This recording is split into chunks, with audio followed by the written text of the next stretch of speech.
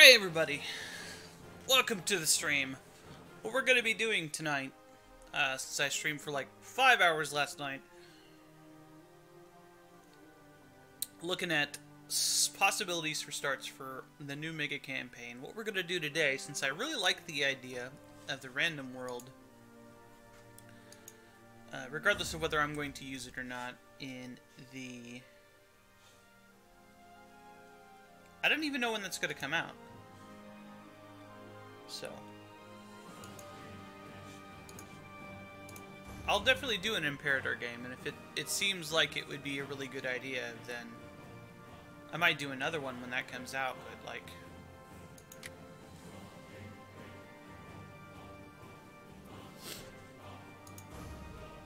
do you know when when Imperator's gonna come out? Have they had a release date?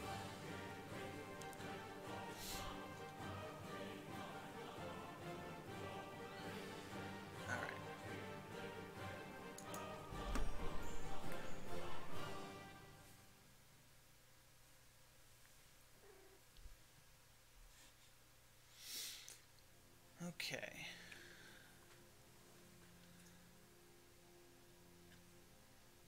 So this random stuff does some crazy things if you haven't seen it before. I'm sure anybody coming to a Crusader Kings 2 stream has at least heard of that. It's part of the new Holy Fury DLC. Adds a bunch of stuff to things, religions and stuff. And there's these sliders to change things. I don't know a whole lot about all of the different options. So, who knows what that is.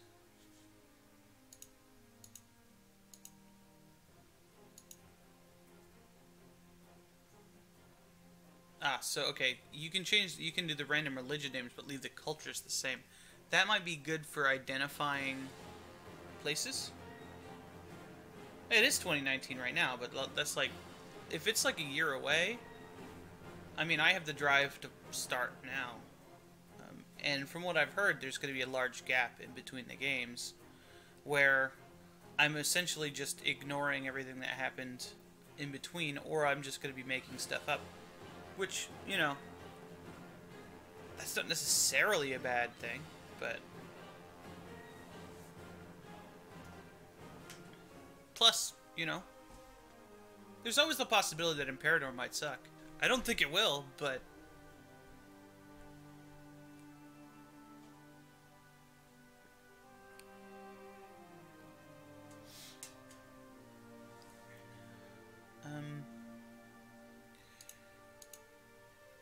maybe I'll leave the culture names the same and randomize the religion names for this one, see how that turns out, just to make things a little more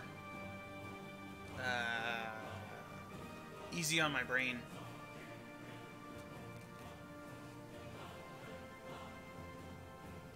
I definitely considered it. Like, when I heard Imperator was coming out, I immediately thought, wow, if that has a large enough scope, if it was, you know, a 600+ year game, then, you know, that would be perfect for doing something like this. Unfortunately, or fortunately, depending on, you know, your opinion of things, I don't think it's going to be that long of a game. I think it's going to be the Roman, you know, the Roman Empire era, and this is like well after the fall of Rome. And I don't think that they are going to be bold enough to portray the rise of Islam in a game, because you can't just ignore that. That was a very sudden and quick thing in world history. It just kind of happens over the course of a couple centuries. It just goes from it not existing to being across most of North Africa and Arabia.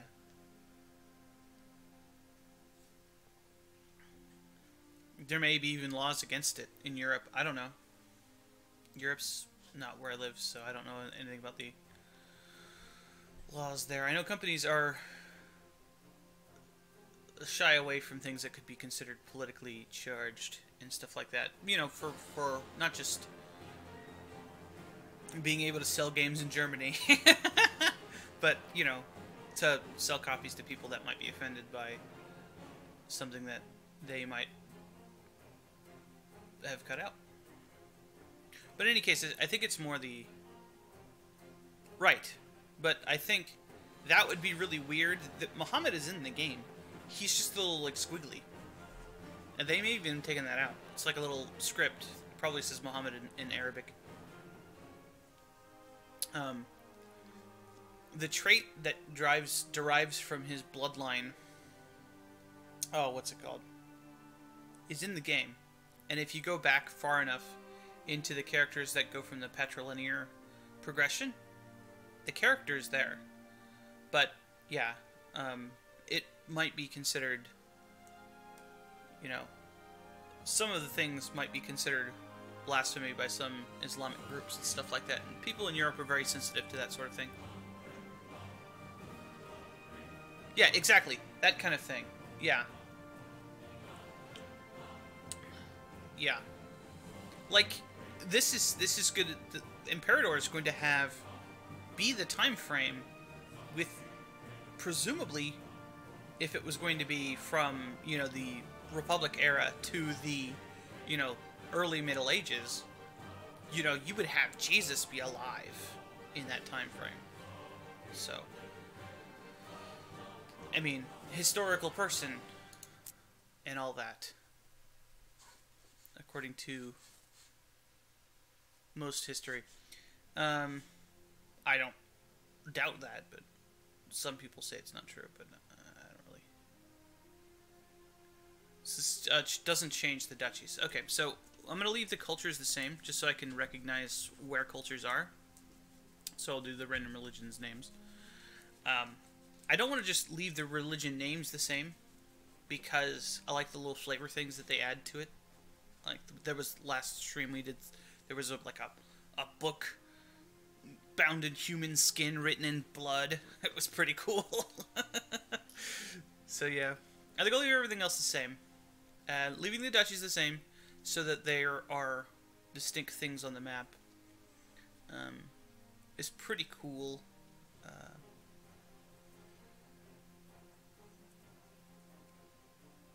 And a lot of them take the names, like a lot of the stuff takes the name of, like, other stuff anyway, so let's generate the first one here. Take a look at it.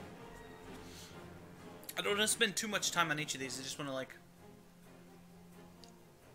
get an overview of which of the major religions are going on. Probably won't be for the mega campaign, but this is going to be at least a side game to play until I decide things. So the Divine Hungarian Empire up in northern Russia. I already see some problems with leaving the cultures the same name. I've made a mistake, everybody. Minoa. Manua. The Sultanate of Manua.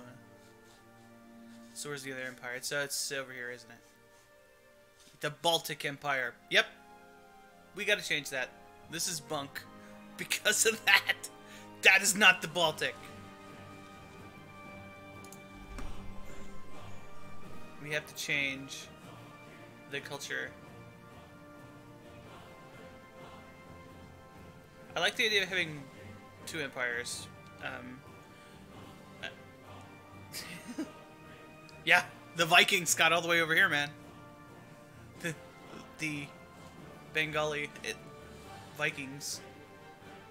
Yeah, just leave it. I'll leave it on random this time.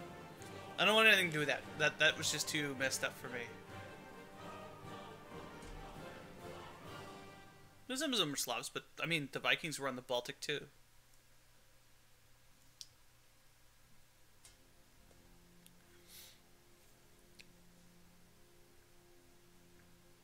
Right? I mean, Denmark, Norway, Sweden.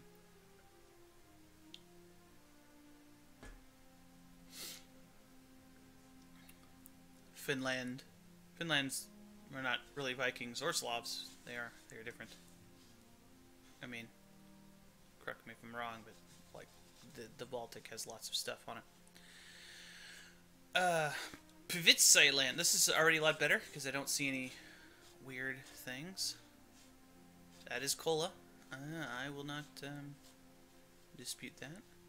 Ah, a big Indian empire. That's interesting. I like that already.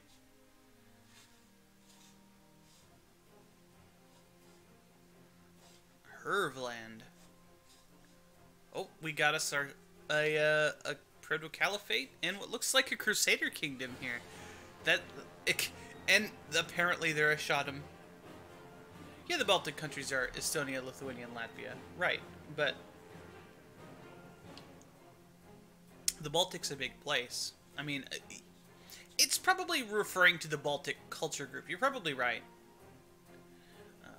Which would indicate that they are. Would they be Slavs?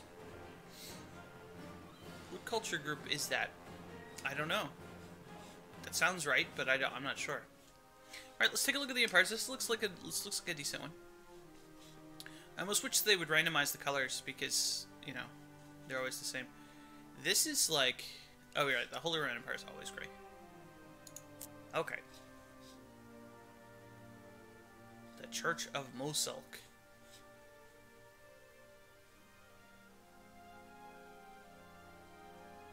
Estonians are Finno-Ugric. Like, linguistically, yeah, right? Yeah, okay. Yeah, remove is the religion, but I still think, like, we're talking linguistically. That's what the culture mostly... Hey, Forever. What's going on, man? How you been? Haven't seen you in a while. Did ya? Yeah. I mean, not everybody can come to every stream. And it was a Saturday night. I'm sure a lot of people had other things to do than watch some nerd play map games. Not even play. Just, like, look at them.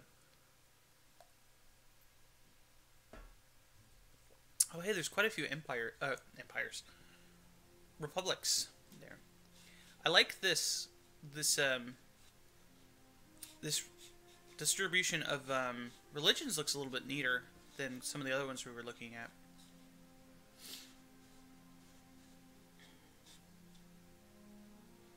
Interesting. There's like a little enclave religion down here in this big empire. And yeah, well, like a multiplayer stream? That would require some logistics, but yeah, in the future, maybe.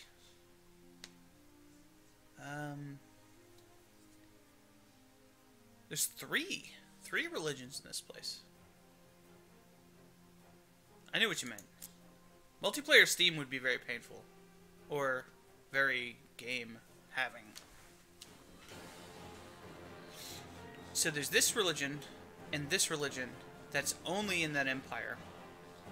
And there's a little bit of this green stuff. Does that go into there? No, it doesn't, but yeah.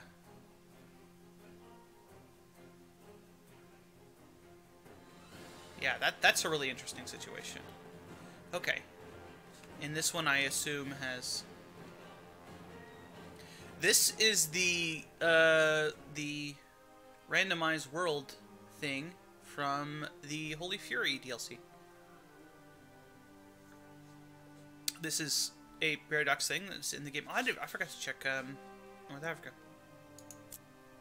Oh, it's all part of this HRE thing. So there's a ton of, like, special religions down there, too. That's cool. Neither have I, honestly. This is the closest I've gotten to it. I looked at a lot of the mechanics. I haven't really played CK2 since... I kept saying Conclave, but I think it was actually Way of Life. Yeah, let's take a look at the religion options here. So let's take a look at the...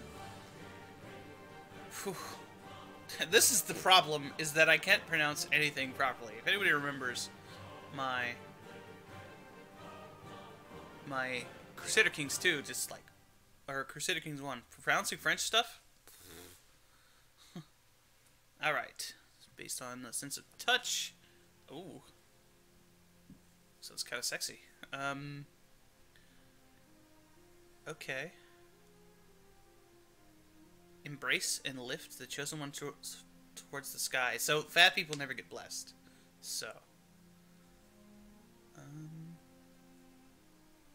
Or they have to have, like, the Brittany names that were the worst. Yeah, I can't pronounce any of that stuff. Not that there's anything wrong with the language. It's just that, like, as an American, I can't pronounce anything that foreign.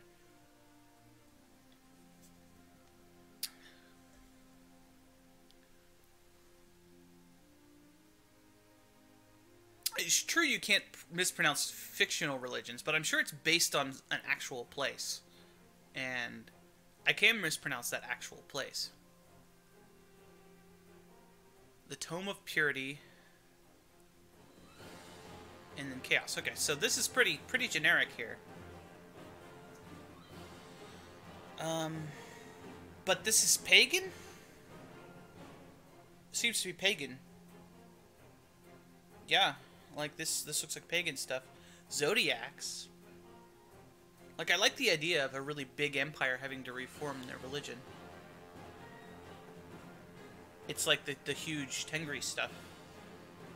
Interesting. I don't know if they actually are this religion, but it seems like they would be because it's marking it all as that religion. I'm sure it doesn't do stupid stuff like do that. Alright, we can go in here and change stuff about it. But I think it's always going to be marked as being pagan and stuff like that. So yeah, unrelenting, defensive attrition. Oh, these are like, whoa. This is like the Mongol thing. Or, it's probably just a Tengri thing? I don't know. I don't know what this slot does. It's for reforming, I guess. Alright, so, very aggressive religion.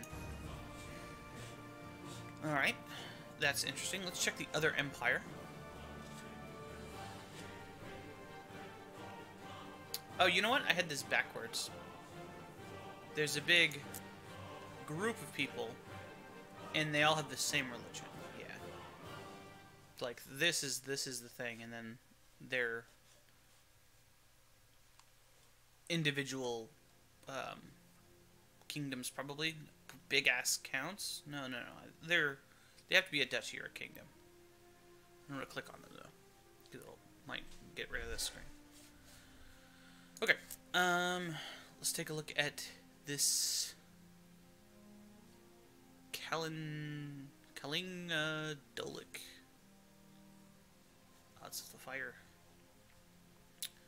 In the beginning, there were only fire. Okay, so this is like another pagan thing? I look at the rulers cannot demand conversions, and it seems to me that that's pagan, and there's a lot of pagan stuff.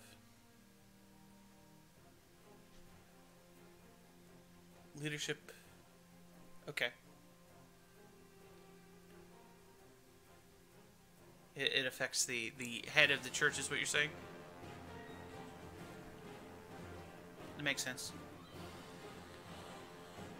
Can sacrifice infidel prisoners. Oh, so this is the Aztec religion. This looks awesome. So both of them have big swaths of this pagan religion, and this one's really cool. The evil god is the warlord. That doesn't make sense, but like considering they're very warlike. So what are their traits here? Yeah, warmongering, bloodthirsty gods, astrology. Yeah, I haven't looked at what the actual effects of these things are, other than the ones that are old effects. So, the Palladi? Okay. Wood carvings, cool.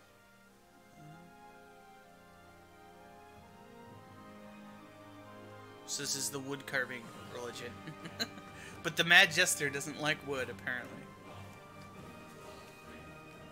Is their holy book carved into a tree?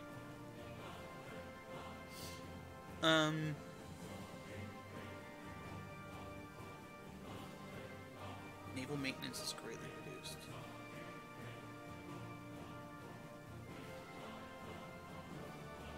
Okay. Yeah.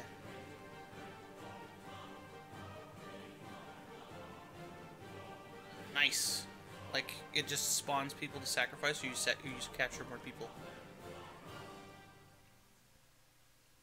That's what the Flower Wars thing is, right?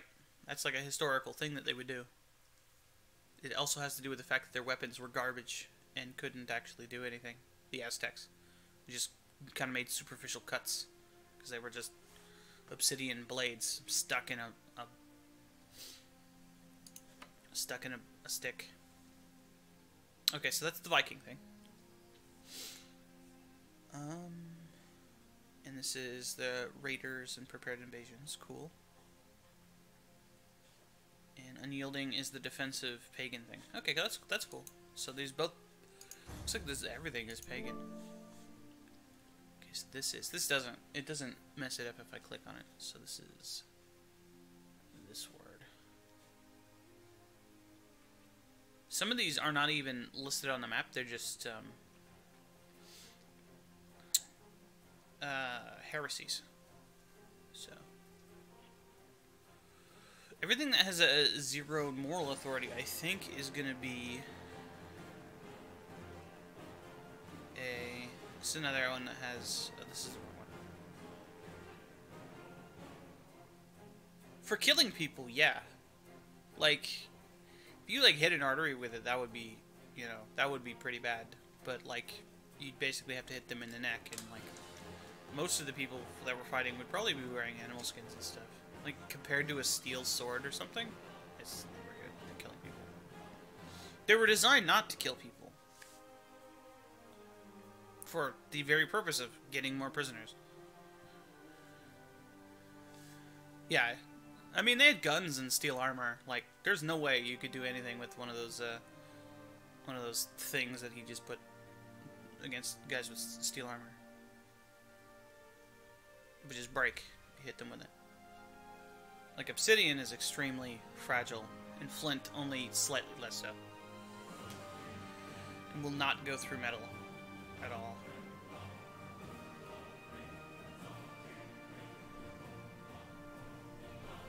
Okay, so... It's funny, this one looks at, like, the sea and doesn't have the sea stuff. This one has multiple wives and stuff. It's also pagan. Must be, okay.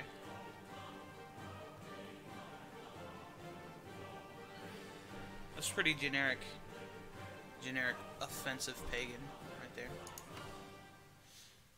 Yep. Sharp, fragile cricket backs. That's a pretty good way of describing it.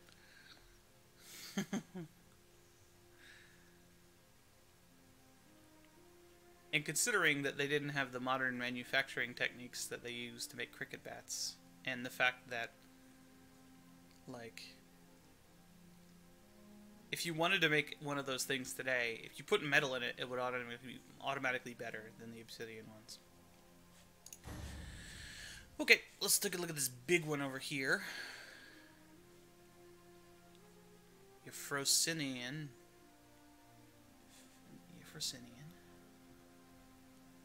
Did these just go west to east? No?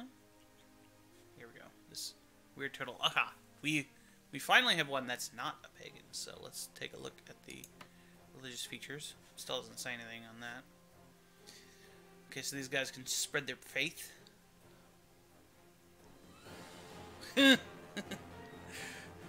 Yes! It's gonna be like that. I'm not gonna be able to pronounce any of this stuff. This is like completely random gibberish based on random provinces that it picks or culture.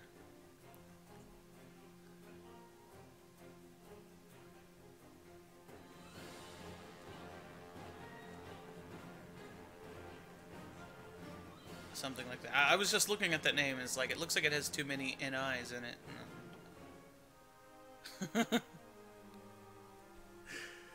Yeah. A lot of astrology going on over here in the East. Divine Marriage. Yeah, Divine Marriage is the Zoroastrian thing, right? It's one of these options.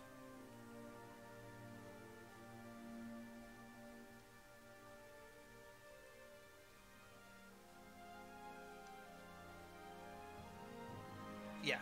Yeah, this is the Zoroastrian thing. We've already done that. So in Persia, we have these guys.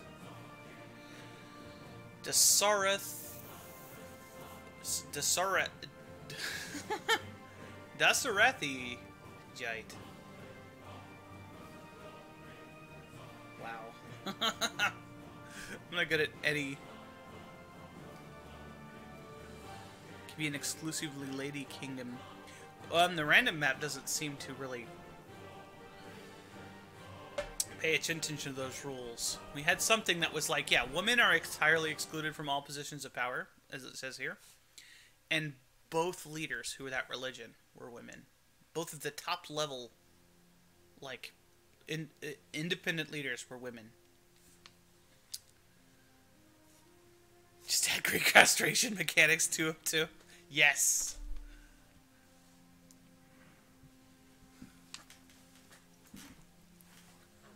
So Persia doesn't have a very nice religion, apparently.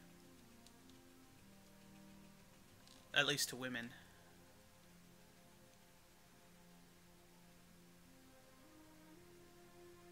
Rating.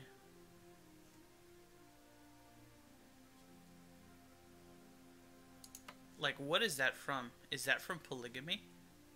Agnatic clans. Okay, so this is... yes.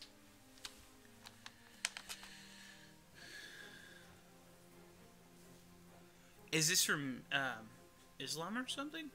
I know you basically can't have women do anything in Islam in this game.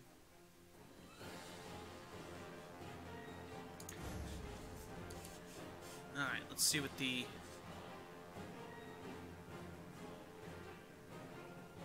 I've watched some tutorial video and figure out how in the world to play this. It's a very complicated game, to be honest. Like... The Father of Fog. Mechanically worse version of Sunni, I agree. So this one's also an organized religion. It's mechanically worse, and I believe it's pagan too, right? I lost it. Yeah, it's also pagan. But this one...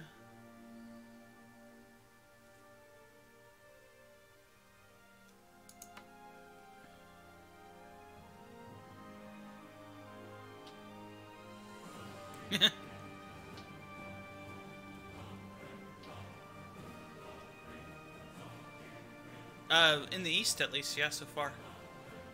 I think I left it balanced instead of changing it to being majority because, I don't know, more pagan seems fun. And this is the early start. It should be balanced. There's... Killing your liege's wife is not a bad way of doing things, for sure. There is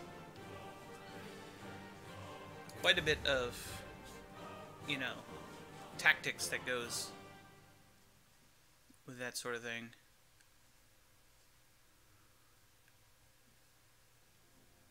And Shabadzird.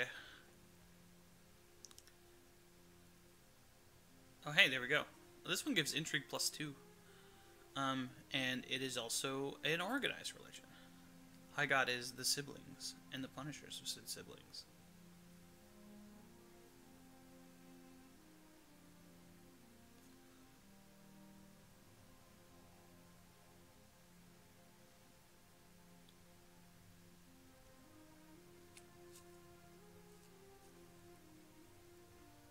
Look, everyone. It's the violent creature of ours.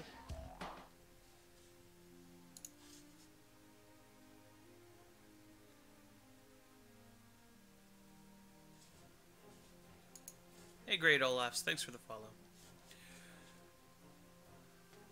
Divine marriage only really works if you are allowed to have concubines to prevent, you know, having a bunch of inbred kids. I mean, that's why the Zoroastrian system works, because, yeah, you can avoid... Did they have the divine religion? They do! Yeah! There you go. They do.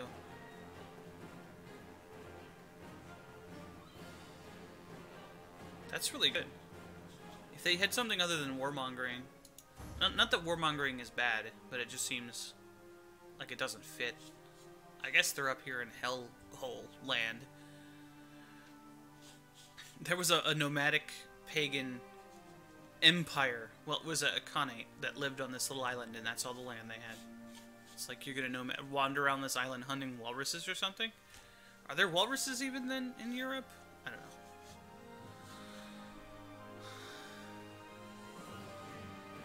Okay. God's Den tonight. And this one is also organized. The Grinning Men.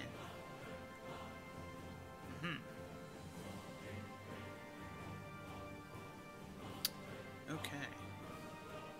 Driving billions of other mortals. I don't think there were billions of people back in 769, let alone before that. I guess this is like Scientology, where like back in the day there were tons of people. Hey, I mean, if that's your goal, it does. It does do that, but it's still possible. It doesn't tell you that it does, but it does. And I think I had several, like, prominent leaders who were, you know,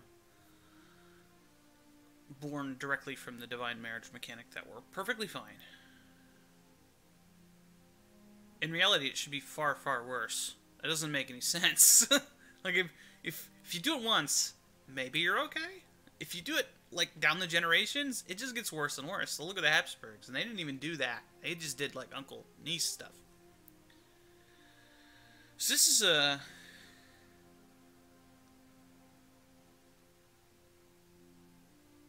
raiding fake Sunni, looks like. Okay, here's the big one.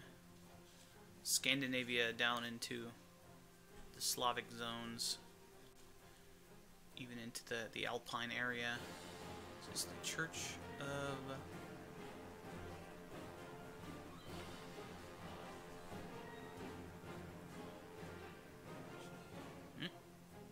Usalk. You can tell right now that this is a con.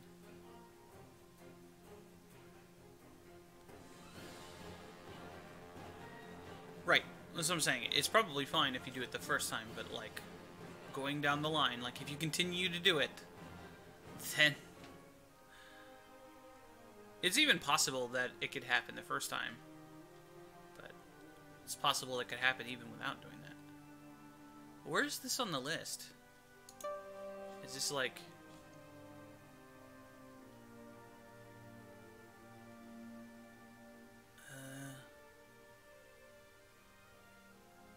So this is like a caliphate thing?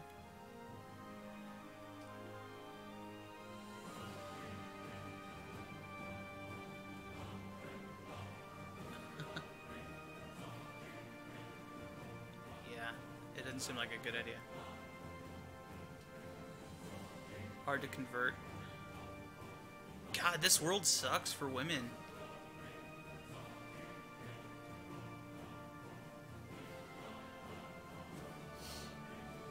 Why isn't this showing up on this list?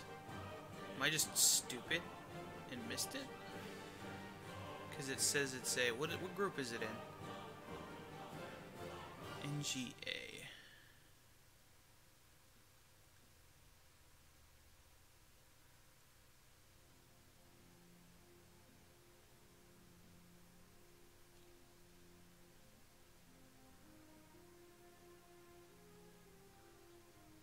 It's like not here. Oh, there's one. The school. Okay, so maybe it's just There it is. This is... Yeah, here we are.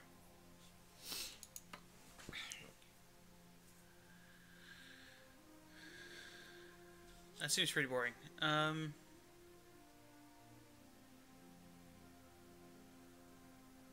Note that unique pagan doctrines are not available. So, like, they can have the unique pagan doctrines that don't do things?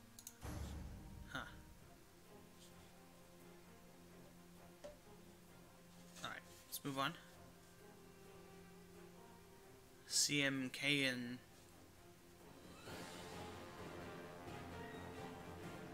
Cthulhu. Okay. We got the revelation from Grandfather Life.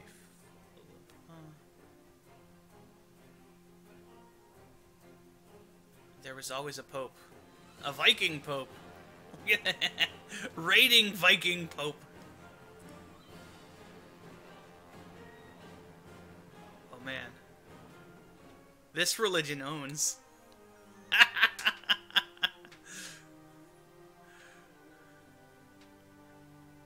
Dude, it has the rite of passage. I love that.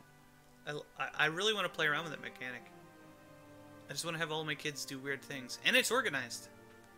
This religion is cool. I like this one. What is the stuff? Seabound animistic.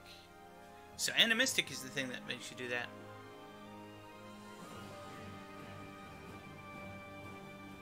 Oh, that's really good. That is really good. Proselytizing is just... Yeah, it's the Catholic thing. Okay. Cool. I like this religion. This one's my favorite so far. Okay, Vidinian. Vidinian. Whatever. Vidin is a place, right? This is another organized religion. So the unorganized religions are all over here. And then, like, here. And then in the west, there's more organized stuff. Oops.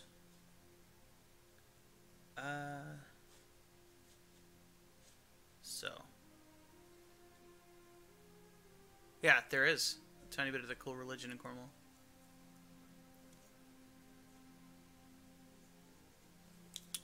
This thing that says is a rather recent one. When we looked at the first one of these random things, there were like 8 or 9 of them.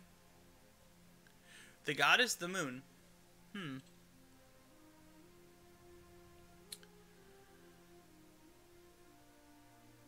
The Smith of Pain.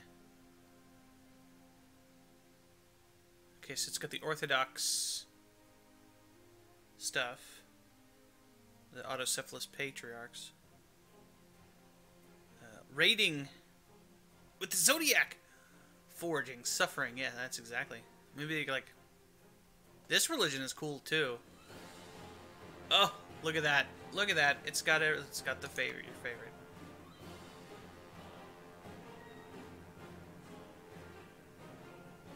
And astrology, which I hear is a cool mechanic.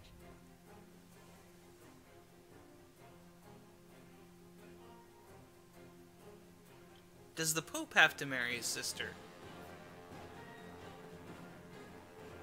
This is an Orthodox thing, right? Autocephalous patriarchs. The patriarchs are allowed to marry, aren't they? Or is that Judaism when they're allowed to do that? I thought that in Eastern Orthodox the priests were allowed to marry. I could be wrong though. I don't know much about that. Interesting religion, especially the raiding part. I like the raiding part of this. Yeah, Crusader Kings 2. Questions. Does the Pope have to marry his sister? And this crappy religion is over here on the island. The Cult of Matthias. Or Matthias. Okay. I'm guessing that's like... Yeah, this. Another organized religion. So this is Moroccan and Andalusian, it looks like. Yep. The one who came before. Riding a mighty chariot across the night sky. That's cool. Again, the autocephalous patriarchs. ecumenical patriarch. Can designate any valid offspring as heir. That's really good. It has the jizya tax rating. That's a cool religion too. The red egg. Like, why is that dangerous? Like, is the egg, like, going to do something to me? Oh no. It might roll. Do they call it scrambling when you do something bad to that guy? Scramble his egg. Okay, the Catantherocyst. Is Jisoo tax even good? I don't know. When I played as Islamic characters, I didn't have any non-Islamic holdings in my stuff, so... No, didn't I have that Jewish, vassal? I set that up. I don't pay attention to the money stuff that much in this game, because I'm, a lazy asshole. Alright, so this is Italian. It says shamans, even though this is clearly organized. The Prophet's Pamphlet. Sounds like a small book.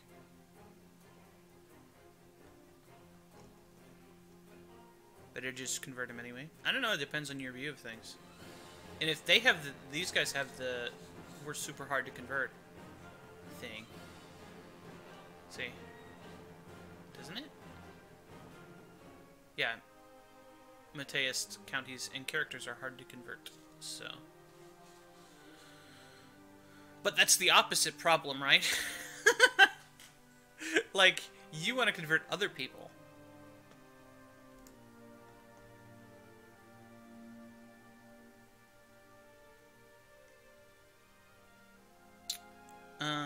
Okay.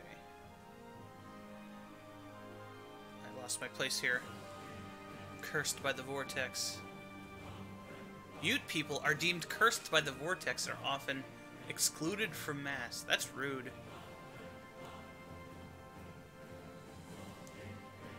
Yeah.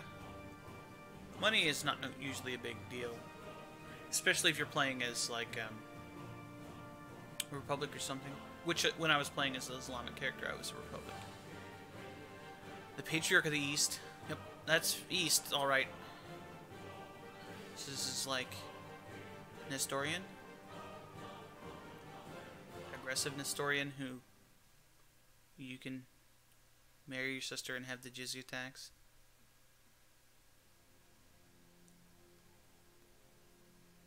Okay. It's pretty weird. Doesn't have any of the cool stuff. Never have more than 300 gold in your treasury. Oh, that's easy. You just buy stuff. Just buy dudes. Buy dudes all the time. Like, once you can just start buying some,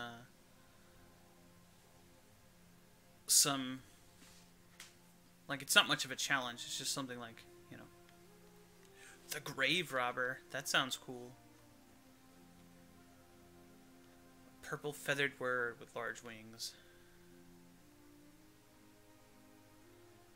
I like the stories behind these religions. They're sometimes really interesting. Rulers cannot demand... Oh, this is pagan. So the Greeks are pagan. These Greeks, anyway, are pagan. Right? Yes. The Lantern of Life.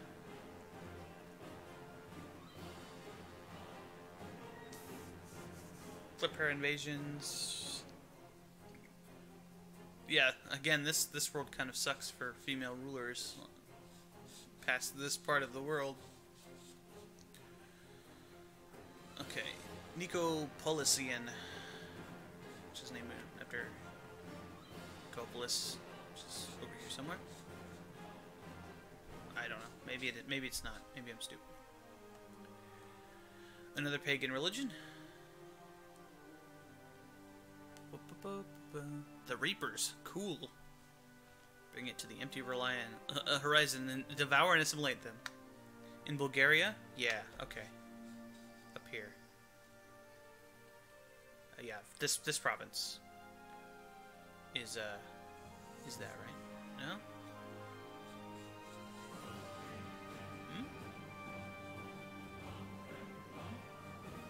I don't know. Oh, here it is. Right there. Yep, Bulgaria. Okay. That was close.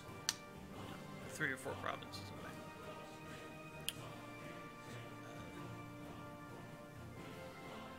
No, it isn't. I don't know. I'm just stupid. Ignore that. This is a boring religion. Boring religion. With cool names. It sounds like, if you read this, it says it takes them to the empty horizon and then devour and assimilate them. It sounds like space aliens are like taking them. Taking the bodies to eat them. Yeah, it isn't. You're right. It's not part of this religion at all. It's right next to it. What's just like lots of religions started in places that no longer follow it. Right? I mean, I could think of a couple. Alright, this is Yoshi. Yoshi religion.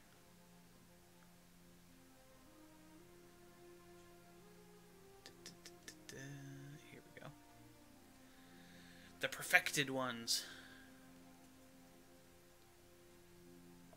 The Tome of Purity only contains 12 passages, spread over 4 pages. Wow. That's a short Bible, y'all.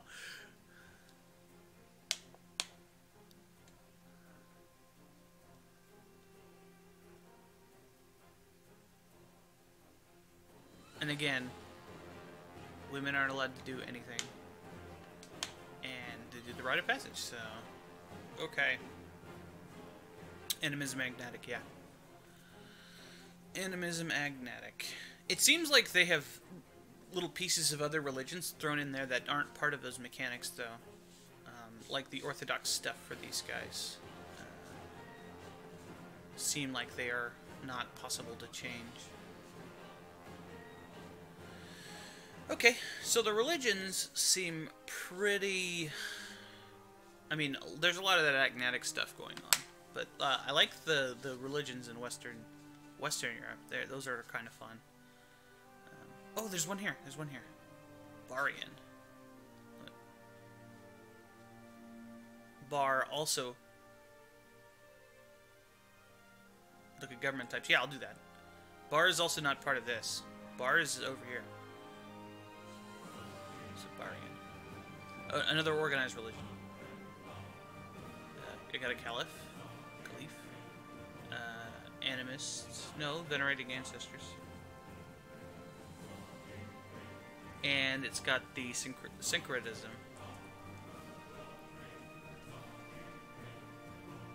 And rating. It's syncretic Sunnis, I guess, yeah.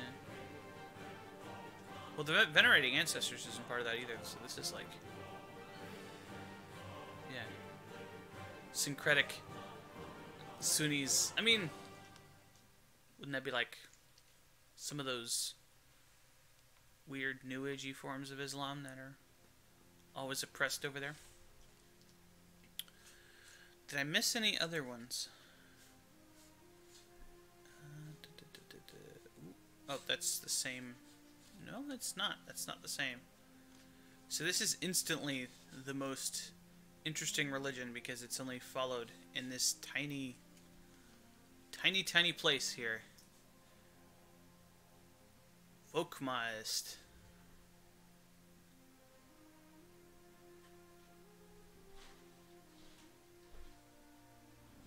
It's a flower. Oh, it's organized even. Like this, the stuff around it's all unorganized. Yeah. No, man, that's where the Nameless City is. You read your Lovecraft? Some freaking kobolds who live in the ground and are gonna eat you.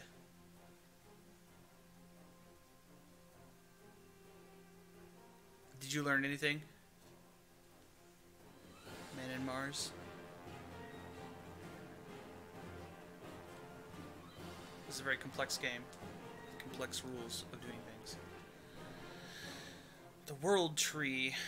The Last of the Chosen. And the Blood Book. Nice.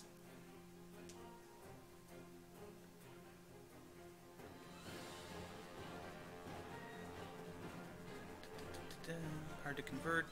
And the religious head, syncretism, and the holy marriage. Yeah, de jure and de facto. Lawyer stuff.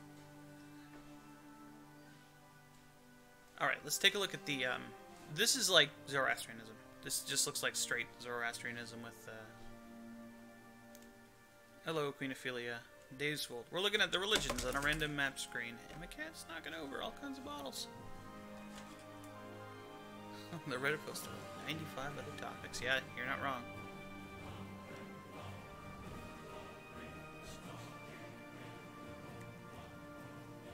Oh, it's got +4 learning too. Okay, let's look at the governments. So we got tribals over there, tribals over here, nomadic here, and then feudal in the... That just looks wrong. No Icta, interestingly enough. No Icta at all. Does Icta have to have that specific... The organized religions are tribal. Yeah, I noticed that. This is the random world generator thing. It's pretty weird.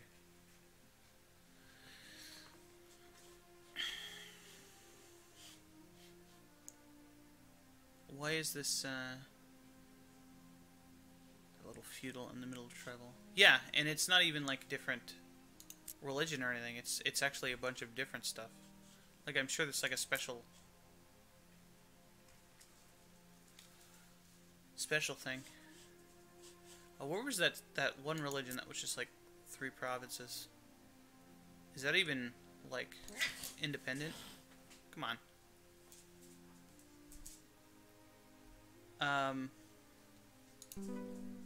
These guys. Which religion do they follow? They follow the big religions, so yeah, you'd have to pick one of these guys. Right, but it last time when I was looking at this stuff, it did have a different. There aren't even any rulers that follow this religion.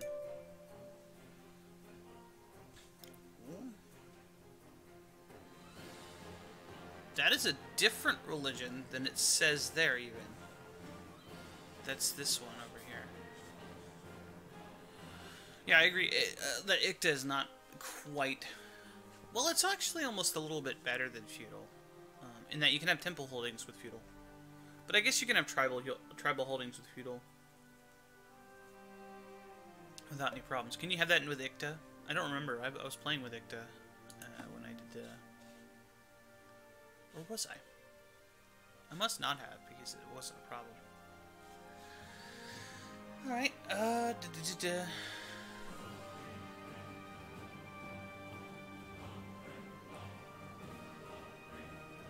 You'd have to change your religion. Icta is based on some of the stuff. When I started my Morocco game, I was a tribe when I started, and I reformed into a republic, which doesn't use the same rule. So. Alright, I'm gonna do the traditional thing. I'm gonna pick the leader of the Stockholm province, and I'm gonna save the game. Because this is province 1, if you don't know. Not biased or anything, but this is province 1 in the game. I'm gonna save this so that we could play around with it later. And then I'm going to roll another one and see if we can get something a little bit more friendly to the ladies. I can always change these things in the save file, I think.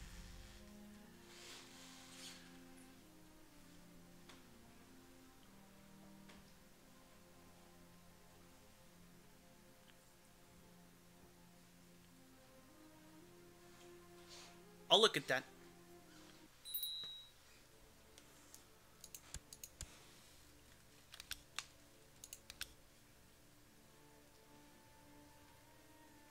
What are you doing? Might get easier pronunciation. Yeah. I can't pronounce things that are, like, definitely in English today. Yeah, this entire thing was nomadic. Oh.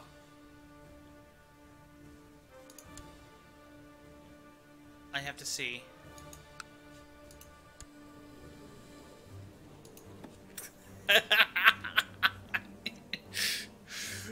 Wow.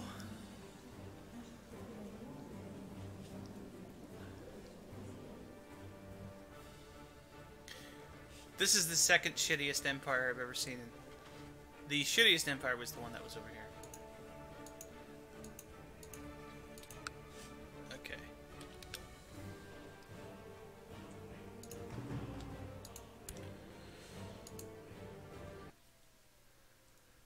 Ordano. Looks like an Italian name. Could be one of many things, though. I'm not a linguist. Clearly. Iron Man is Isle of Man. That sounds fun. Do the Manx have different stuff, like special cultural stuff or anything? They're part of Ireland, aren't they? Technically? Or the Isles. They're part of the Isles. Or am I thinking of EU4? Maybe I'm thinking of EU4.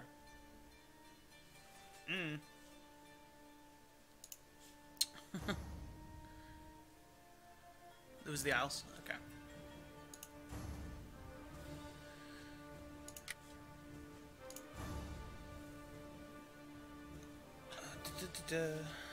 Let's do another one. The Isles are this and these.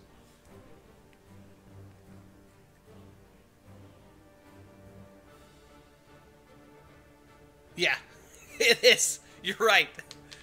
That's really awful to only have one province as a nomadic empire. Like, and this province is probably one of the worst in the game. Like, you could be okay if you were nomadic over here. There's like 4 provinces over here.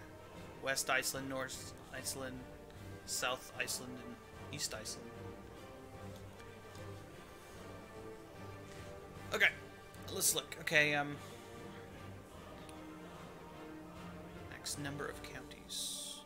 Each ruler can personally hold most. Okay, so that most of this stuff is like normal. I wish there were sliders for like if you could have lots of merchant republics or lots of minor theocracies, just so that those are like that would make there fewer options to play. But like whatever, you could turn that off and have everybody playable. But whatever, that's fine. Right? Is there even a strait here? There is. There is a strait here now. Wait for like ruining the only reason to be in Gotland. It's safety, and now there's not safety.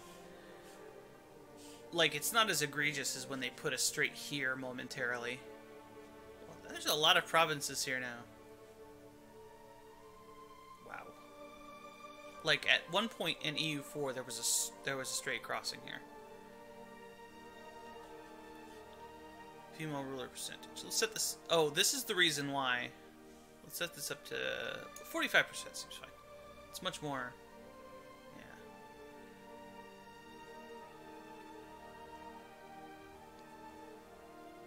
But Venice doesn't write because the game is like. Venice isn't even an island in real life. It's not even an island. Yeah. And it's tiny. It's like one small city. Venice is not that big. The city I live in friggin' Ohio, is bigger than Venice.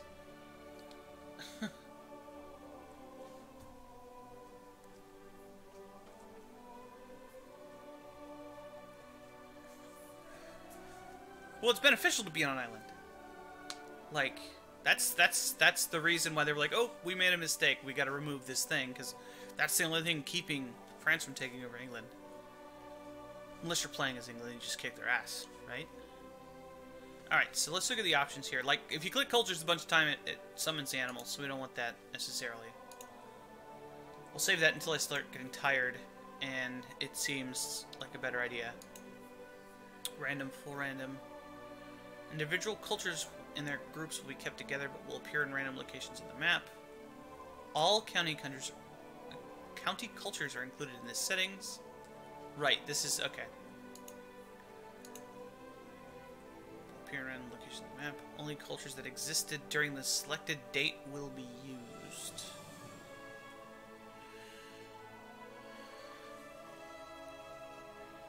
But the name things is what we wanted to look at, right? Random historical, random religion names, and this is what I had it set on here, so that the cultures would change the name, because everyone looked stupid when I had it on only random religion names. Rather, what I mean to say is that I tried to leave the culture names the same. Full random for religion features. This. Oh yeah, because you get the Aztecs and stuff, right? Yeah?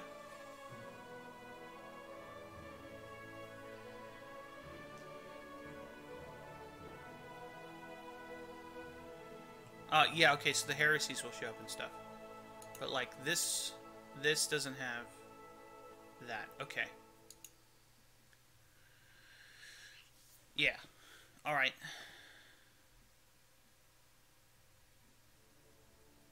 The random holding slots prevents it from being a predictable world. That's fine. Let's turn this to random all, so that it'll change the name of the duchies even, just to see if it looks cooler. I don't like the balancing thing that makes everything fair. Screw that. It's not supposed to be fair.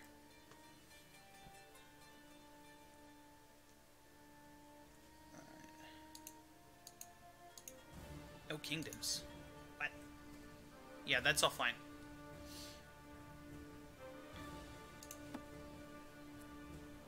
No option to make religions and stuff easier to pronounce. My eternal gratitude is yours, O devastator of helpless beings. Oh, hey, thank you. Ophelia? Appreciate it.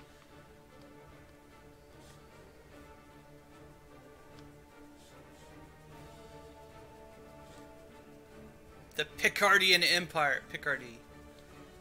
That's over here, right? Like France?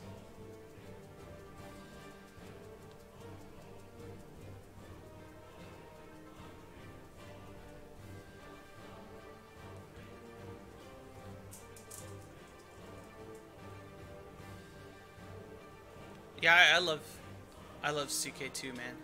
Like it's awesome.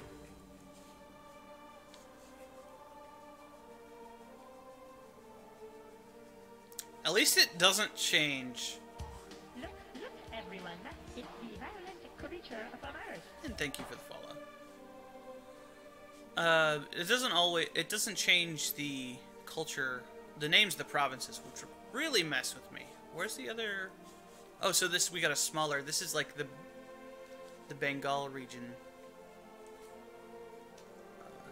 I guess the Bengal region is smaller, but like yeah.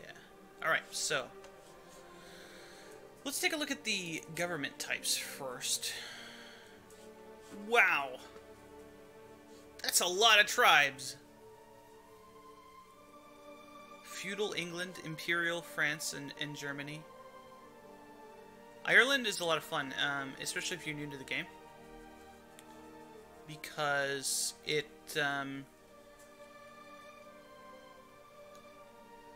the land of cannoli. Yeah, Ireland is much easier when England doesn't exist, and England usually has other problems in Crusader games too. If you play them in EU4 and don't know what you're doing, England will kill you. Every single game, England will kill you, because England has missions to kill you. There's a merchant republic in India. I instantly like that. A theocracy right here. They need to add a thing. Oh, we got some Icta. See, it does exist on the random thing.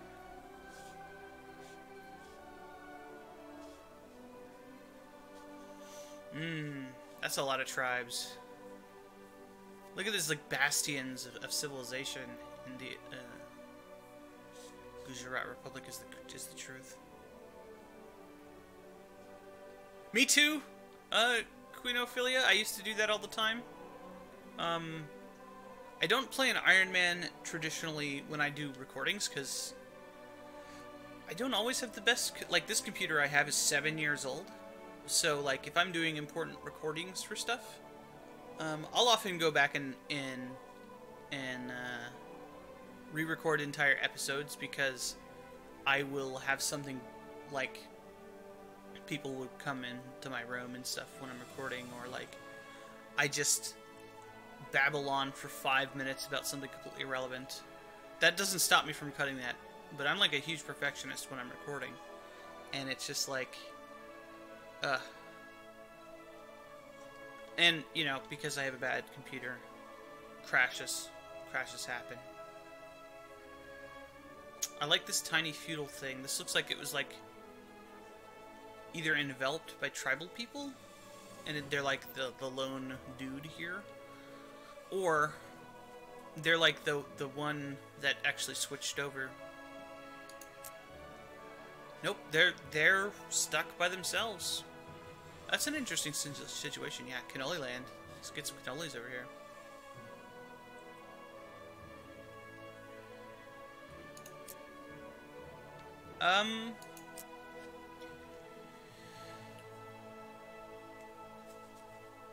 I don't know. The Plague DLC. The game expects them to get conquered, or force converted to another religion, right? Because that's reformation of religion is not what happened historically, right? Like, the pagans didn't reform their religion, they got conquered.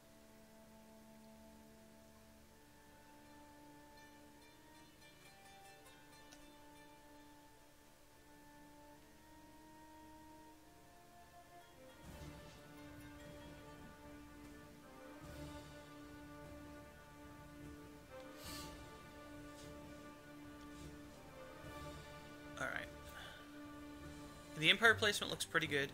Nice and spread out. There's a couple of big chunks here and there. What's little fragmented sections? Yeah, let's take a look at the religions. I sort of like the tribal situation. This nomadic stuff up here makes sense. Maybe it's like they're following the herds of reindeer or something. Oh, the reindeer live over here too. You know what I mean, though. Like, reindeer man in Finland. Looks like there's more Republic stuff over here.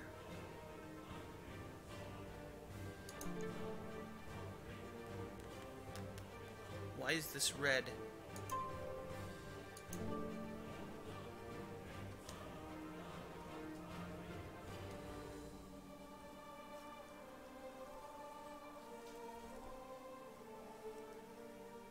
Yeah, you don't want to have to wait too long, unless they're, like, extremely well placed.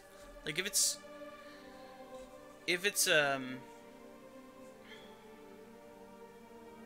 like somebody who's in line for an important crown that neighbors you, or an important crown in general, say, like, the daughter of the King of Wessex or something. I'm just throwing names up there.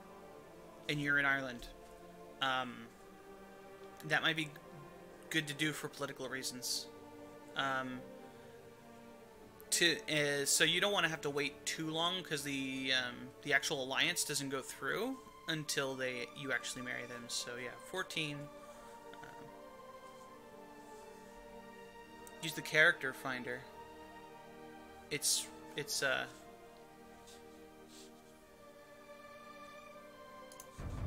I'm just going to go into the game to show you where it is.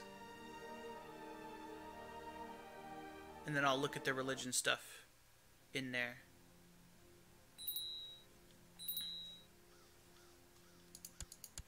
The character finder is down here. You basically, like, have some parameters that you can search. The next step. Oh, so you already did that. Okay. Yeah. Also to pick awesome people for your council. And if you're a Satanist, you look through there to find dwarves to sacrifice.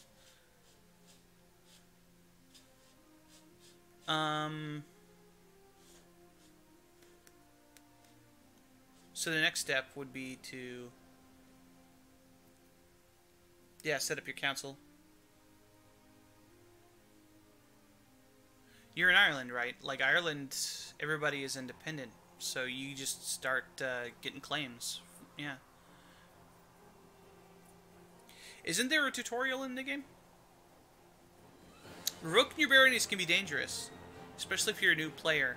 Aren't you tribal in Ireland if you just start in the early starts? Pretty sure Ireland is tribal.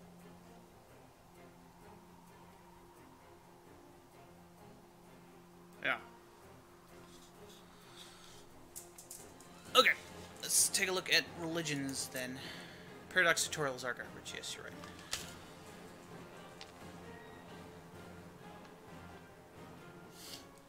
Okay, so we have the Empire, Marienburg. That's just weird.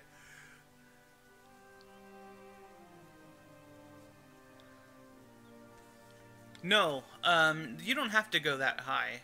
They can be useful at as low as like 10 or 12.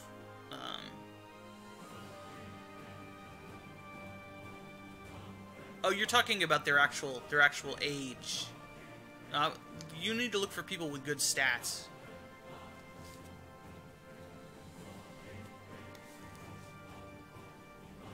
And this is important. Pick people that like you. You don't want your council to hate you and, like, not mess with your decisions. So if you've got a deceitful asshole who's got the opposite traits of all of your stuff as your spy master, he's gonna get you killed. And he'll veto all your wars and stuff, depending on the power of your council. So no, you don't want to pick purely for stats. That's dangerous. That way lies ruin, my friend. Alright. So we've got Marienburging.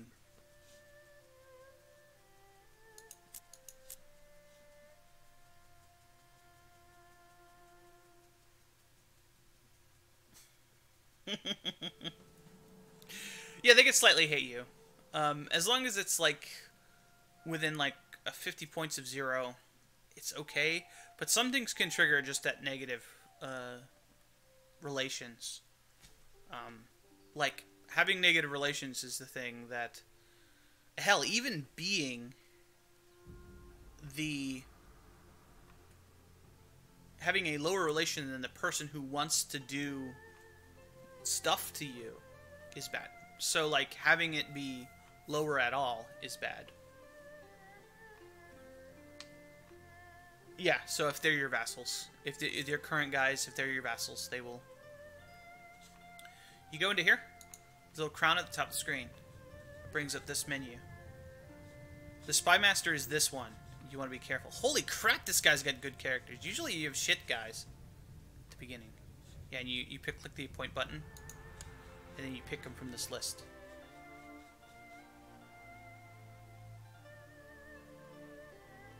Another thing that is something that you could have to look for, but you probably don't since you're in Ireland, is the religion and culture thing. Yeah, the 9 learning chaplain. Whatever, man.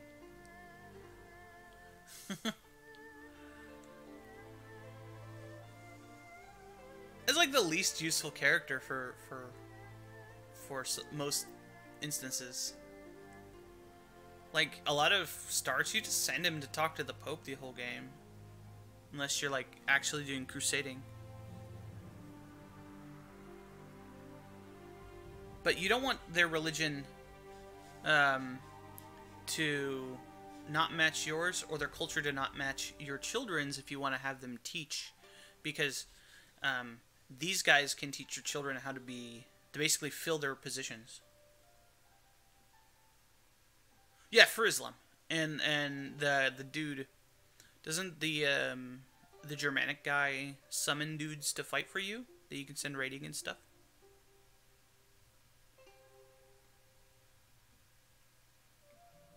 Or am I mixing that up with with somebody else?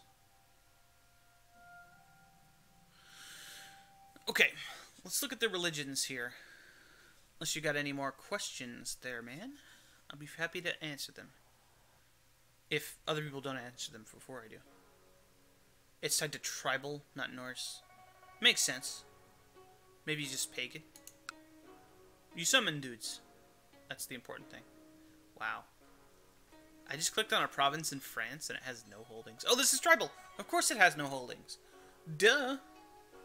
What am I thinking? Okay, Marienburg Dolik. Yes, you will. I still have questions. I started playing this game the day it came out. And I still have questions about this game.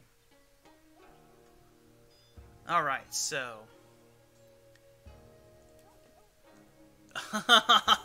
This has the Zorro Pope as its thing, and it's organized. So it's the organized Zorro Pope. Zodiac signs. Designate any valid offspring. This religion rules. Raiding, even? This is the stump carving. Yeah, they get pissed at you if you don't do stuff with them. So do stuff with them. Don't do it if you're not going to use them. The wood carving thing. 9 scrolls is too many.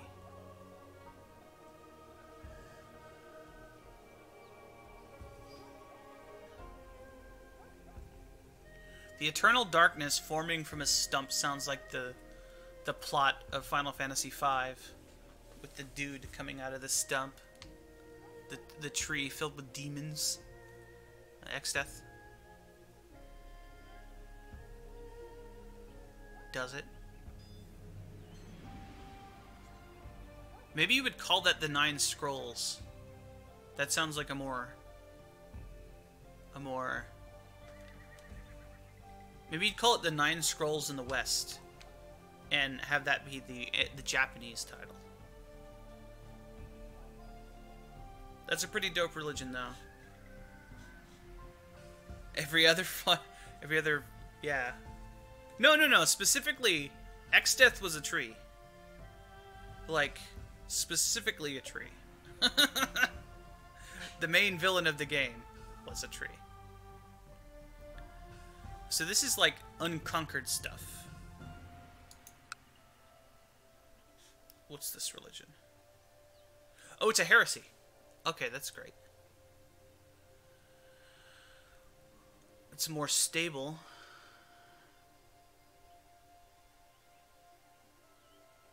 So this is like super orthodox. Okay. So it doesn't have the Zorro Pope.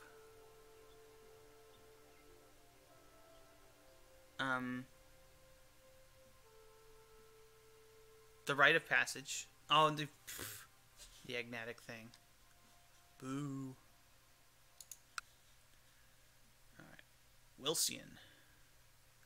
This is another heresy of that big religion up there. The 9 scrolls can be interpreted in many ways.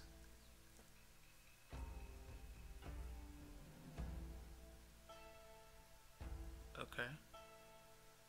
So, what does this have?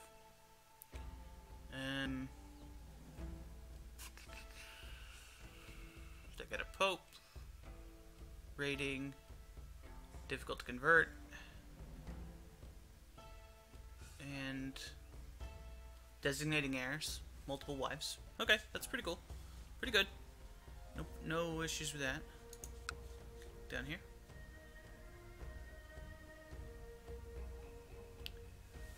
Oh, an organized religion in West Africa. That's cool. That is not... Well, in Random World, it might be normal, but Yeah, and there's lots of dudes to play down here. I like this world already. The Heavenly Mountain, and the evil god is just disease. Set it for 7 days and nights. That's a good way to get yourself killed. The Tablets of Time.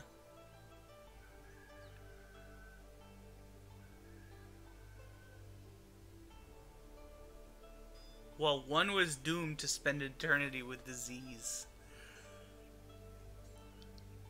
Chaotic shamans are thus condemned the number 7. That reminds me of a story that I will not tell because it's not relevant to what we're talking about. But I once had a character who went berserk and tried to kill another character in Dungeons and Dragons because of the use of the number 7.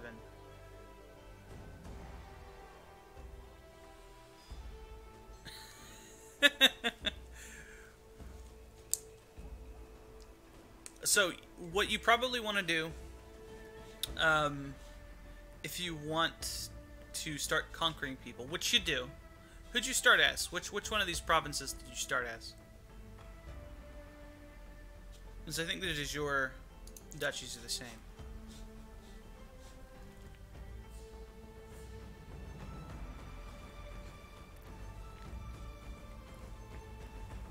The names that are on here aren't relevant.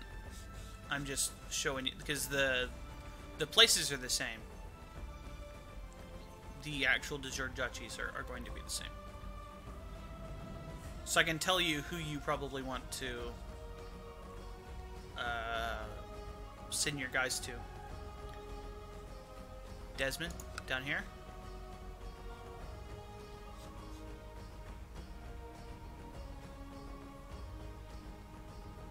Okay, so you want to click this button over here, the de jure duchies button, and find any provinces that you don't own in that. If anybody has those provinces, you want to go into your council, take your chancellor, and then you want to go to fabricate claims right here. And you want to put them there, put them in the province. Like I can't show you there, and apparently I'm a guy who can't fabricate because I'm tribal. Oh, that's right. I'm not tribal. I'm an empire. These guys are the only ones who aren't. Did I even check that? I kind of just jumped into the game to try to... Yeah. To try to answer your questions. In any case, yeah. So, you want to take your chancellor, stick him on a province, just click on it, and he will stand there, and there will be a graphic of him doing stuff. And he will eventually an event will pop up that will allow you to spend some prestige to get a claim and money to get a claim on the province.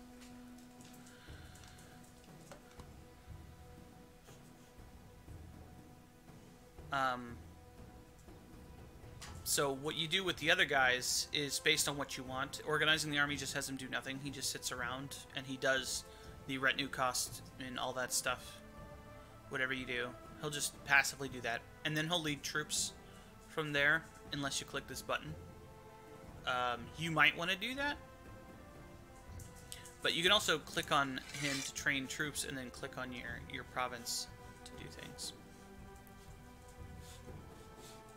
Oh. I know why. It's not showing me that stuff.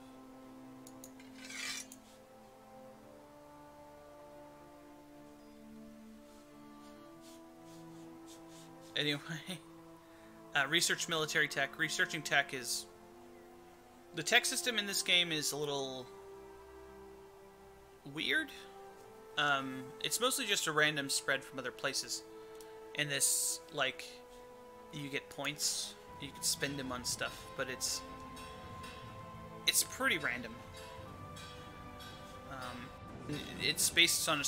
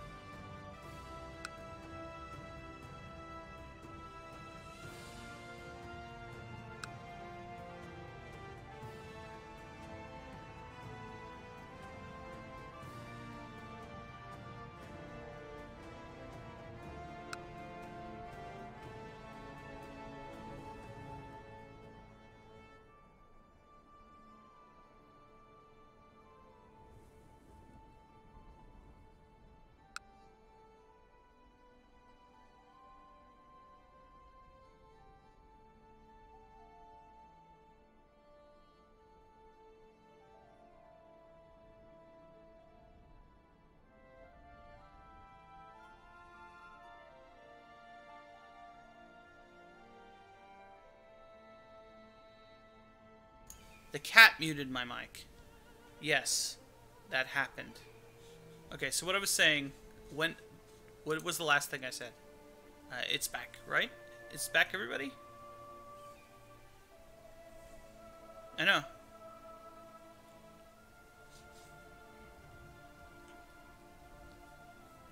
Is everything okay now? I don't know what the delay is like on the stream. Okay, so what was the last thing I said? This is the normal portrait for a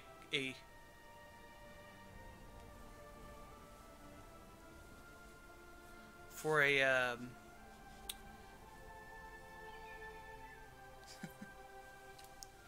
yes, I was. This is the normal shield for a account, and you'll just have a silver ring around you. And this is the tribal one, so this is what it'll look like for you.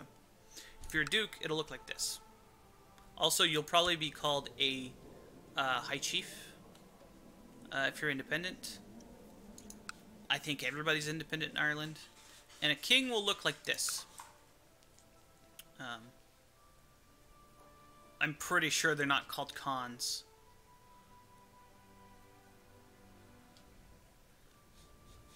You know, my cat is not very helpful.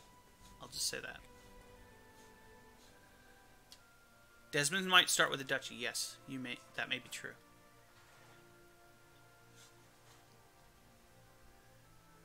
Usually duchies will start with at least 3 provinces. If there are 4 provinces in the duchy, and they're usually 4. Sometimes you start with 2, but usually you have a vassal then. I'm looking for the... Yeah, there isn't a Christian emperor.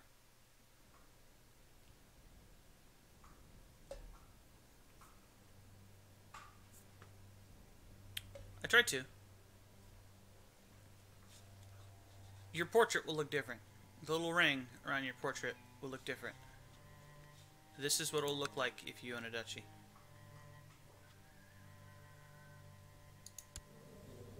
And you'll probably be a high chief. Or a king, depending on cultural names of things.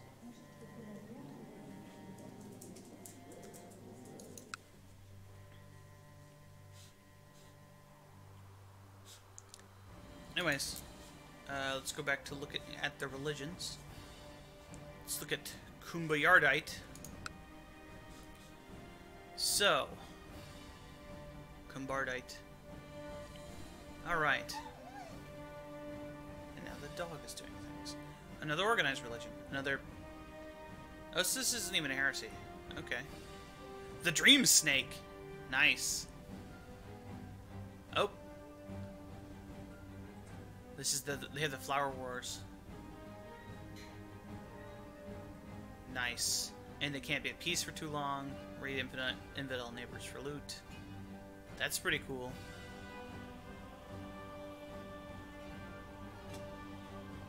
Yep.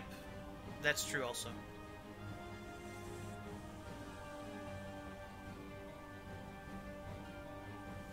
So that's cool. Dream Snake Land. Alright. Shut up.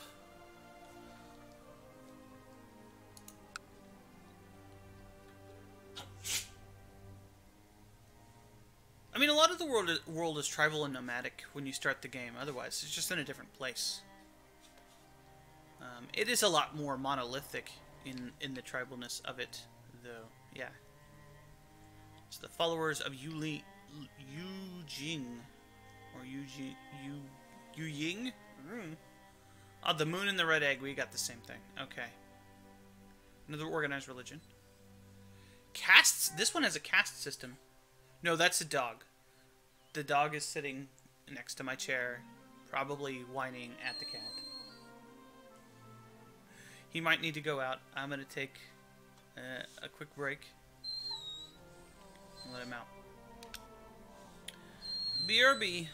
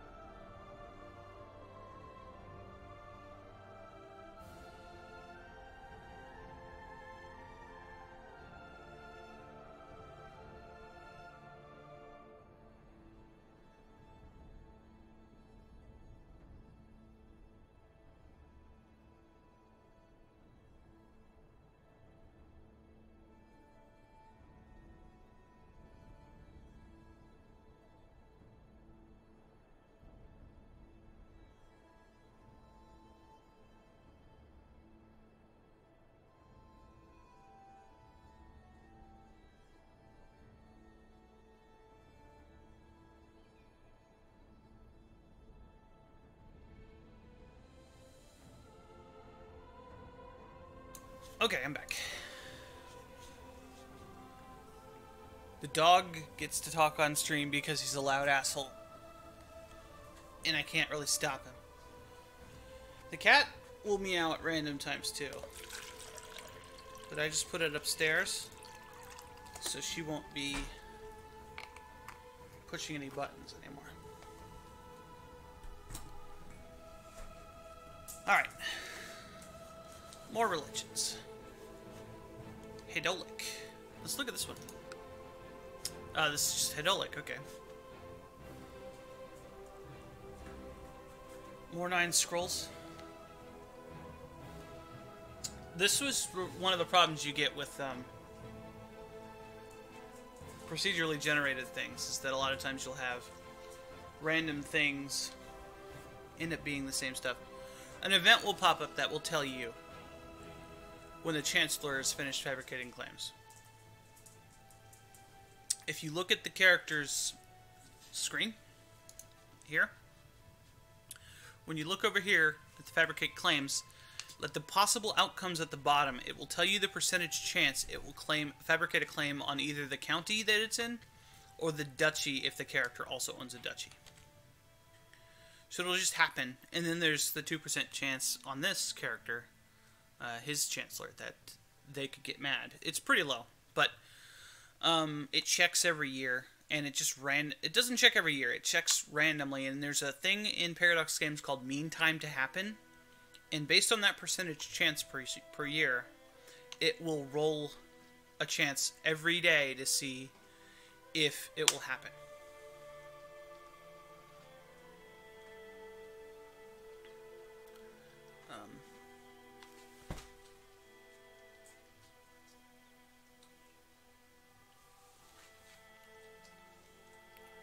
The problem is they're all saying different things, the 9 scrolls.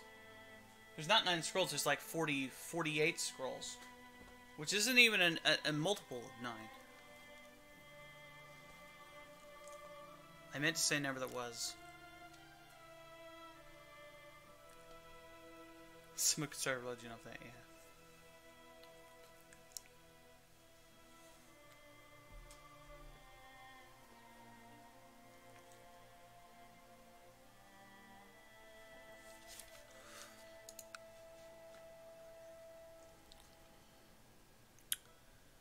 So this is very badly placed for river-based raiders.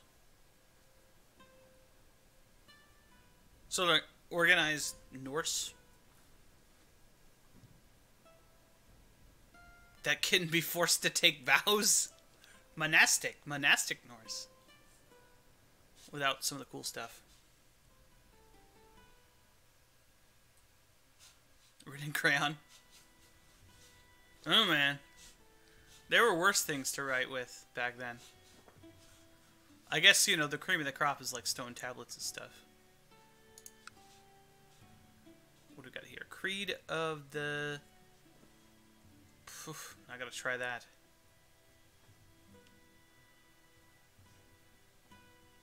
Samsmach? High God, the Lord. A small tribe who lived on boats in the endless sea. Eaten by the forlorn family. Great. Cheap dollar store ones. Yeah, okay. I've got nothing. I got nothing there.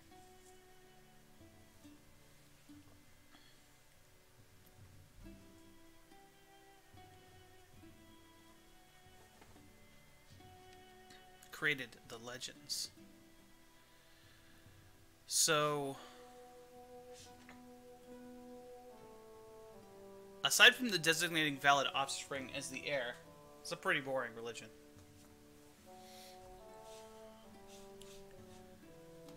Alright.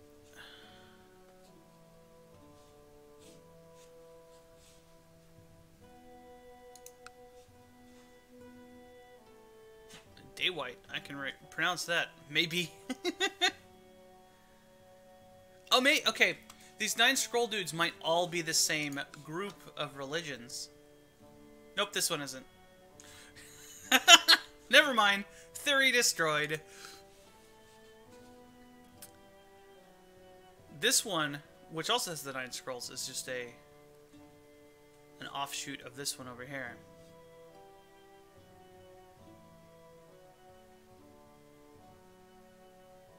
Aggressive, agnatic, no short penalty thing. Not that interesting. A lot of nomads over here.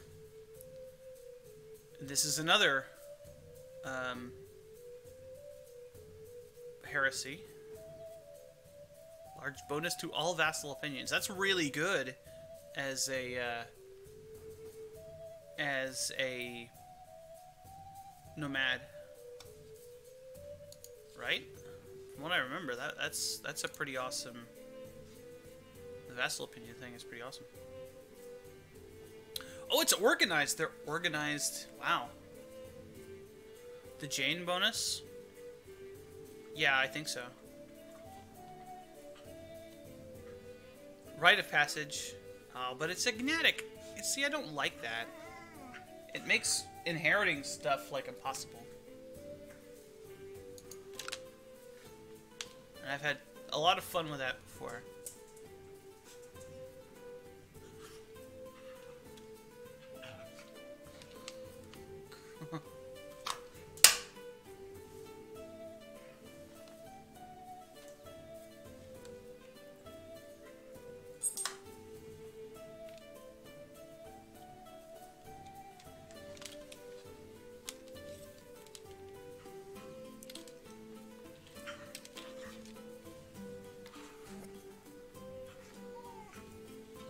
Dog, shut up.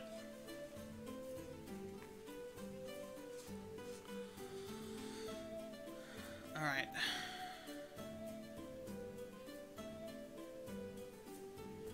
See this? This is exactly what I'm talking about.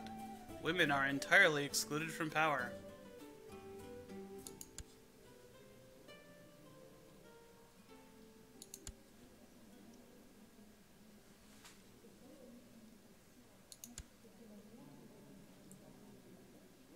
That's pretty weird, right? What's their bloodline? Legitimizing Vasters is free. Sex appeal.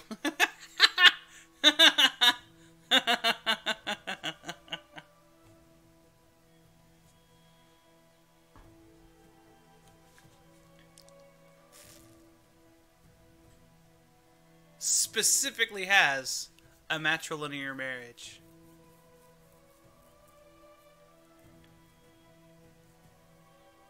It's because I set the percentage higher. That normally doesn't happen. Probably. I don't know. I think they have some stuff to shake out. Kizil-Uzinian heresy. So the Kizil-Uzinian were up here. So let's look at them first. They got a caliph, a caliphate, a caliph. Hard to convert. And the offspring is heir. Jizya tax. Seems pretty much like Islam.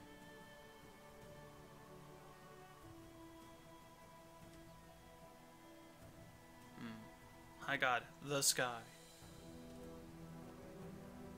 How do you cut the arm off of the sky?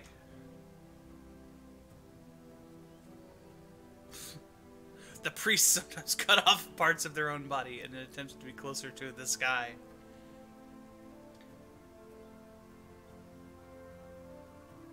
It would be weird for one generation, then it would fix itself. That's possible. Except in the situation we were just looking at.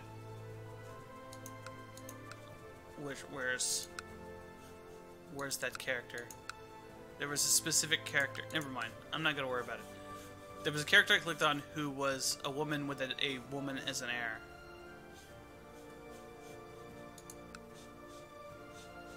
So this is basically just Islam. Gerhardist. This is different.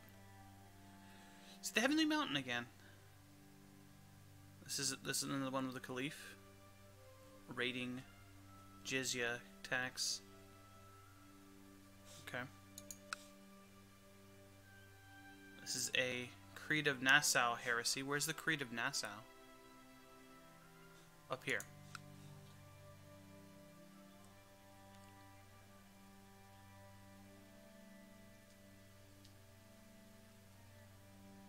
You're probably right.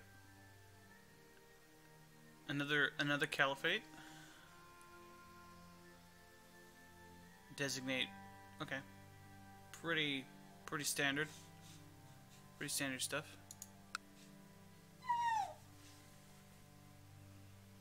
What do you want?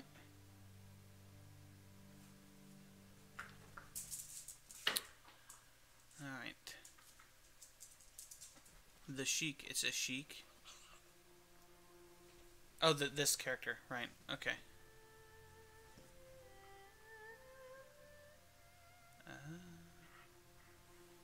So they're like aggressive. Yeah, they have to do that stuff. And they do a rite of passage. That's pretty cool. That's pretty cool. I don't like the idea of playing as a reformed religion.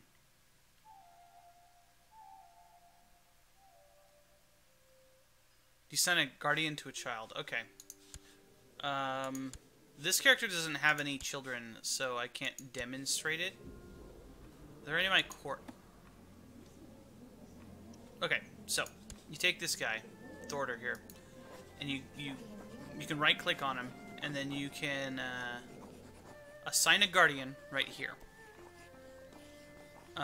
Some kids might be out of your court, but the ones in your court you can do this with. You can assign a guardian. It will suggest one. This character's wife, and you can choose from a list. You can sort by the stats right here, based on what you want to train them in, and you want to do that based on their stats. So, like this character, he's basically bad at everything except diplomacy at this point. And he's 10, so he doesn't have that much time, right? So we'll find somebody with good diplomacy to make him a good steward. But you want to look for some stats that would make him, not steward, chancellor. You want to look for stats that would make him a good one. So like either of these two characters are fine. I don't think stubborn has any bad stuff. But you also want people who don't dislike you, because they might kill your kids if they don't like you. But you will get a bonus to their reputation, their relations with you, if you appoint them as the... Why would you do that? That's like the entire point of doing this. Like, that's like half of getting good characters. You can also do it yourself. But like if you look at this character, if I gave it to this person, they would be put into positive opinion, because I think it gives you plus 15. But you don't want to do that with some characters if they have the wrong religion or wrong culture, because they might assimilate your character to being the wrong religion or culture. If you want to pick yourself, you probably click the crown and it'll just pick you. You will be at the top of the list. Any character that doesn't have any number in the box is you.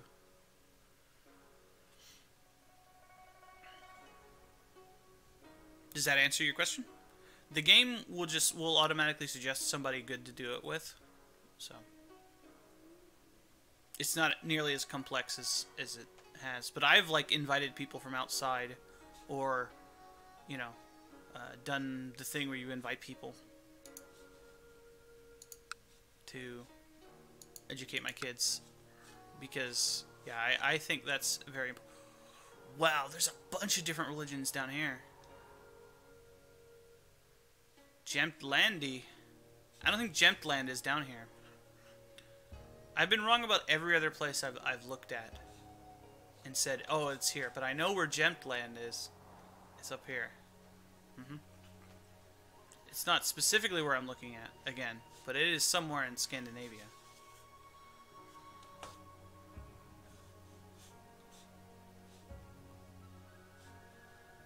Alright. think I stopped here.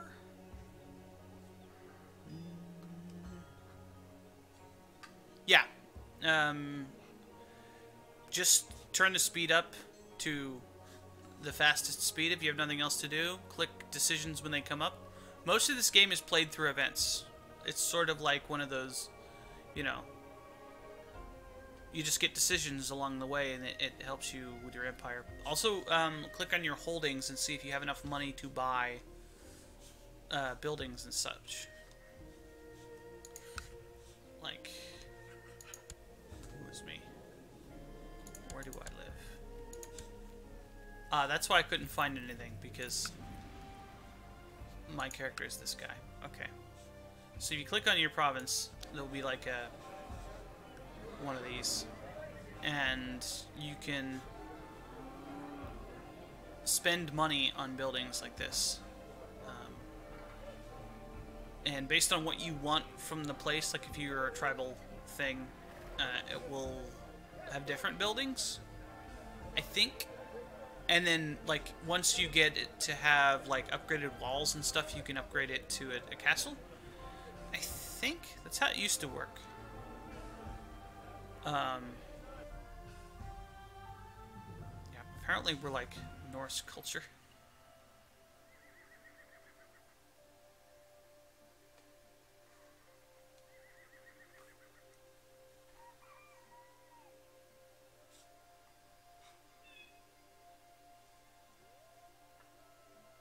Don't some of the tribal buildings cost prestige, though?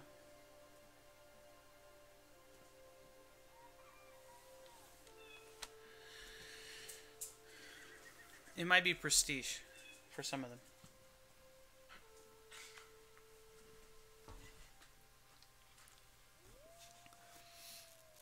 Alright, so what's this religion like? Cannot demand conversion.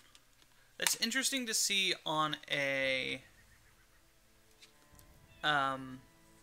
an organized religion.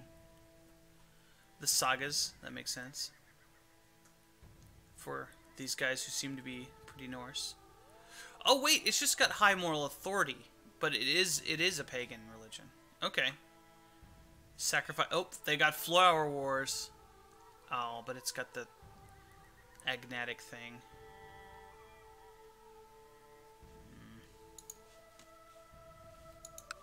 I'm not like pretending that that wasn't normal back in the day. It just makes like some of the game mechanics are more fun if that's possible. Can I see their holar sites? Yeah, they're white. They're marked on the map. Right there. Where the fifth one is, I don't know. Is it this? It might be this. One of these.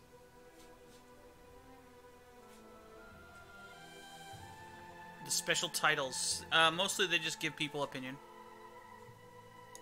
So, like, we'll just pick this guy. Special title. Honorary title. Like, this one pisses him off if you give him Court Jester. Cupbearer just gives you a +5 opinion, and you pay him money. He gets more prestige. If you want, like, if you marry your son to, like, a peasant, they lose a bunch of prestige. Give them an honorary title, and they'll gain some trickle prestige over time. So that way you don't have to give them land, and they screw themselves up.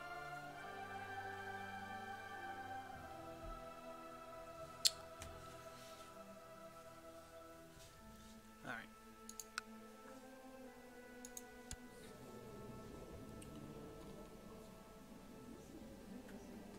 They're very important cups. They're made of gold or something.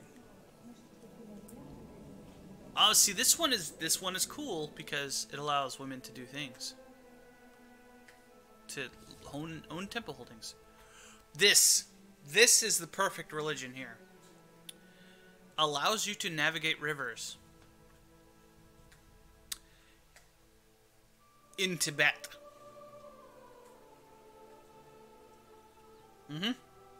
Naval maintenance is greatly reduced.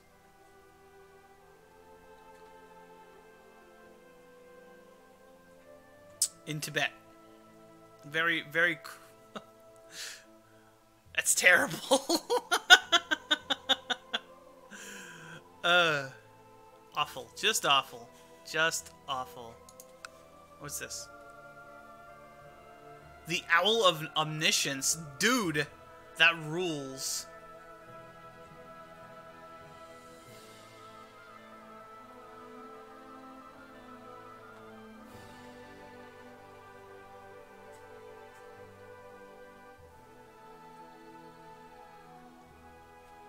The garbled voice is another one we've already seen. Just another pagan thing, another agnatic thing, defensive attrition, raiding, stuff like that. Okay. That was this one? Yeah. Death itself. Another unreformed pagan. Raiding. Aggressive. Agnatic.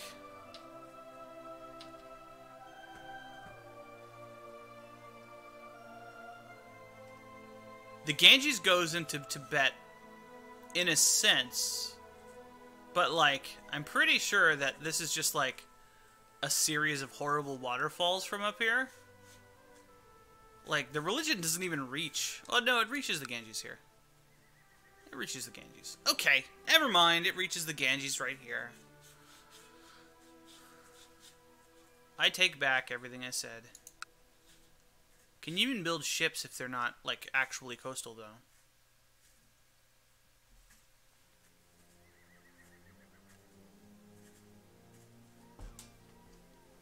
I'm playing a character who can look at that. This county is not coastal. You can't even build boats in these provinces over here. Like, you have to be down here.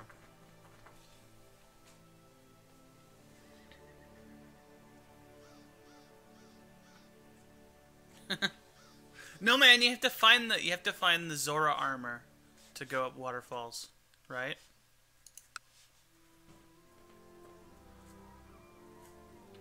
Yeah, we already looked at that one. Philist, the author of fate. Wow.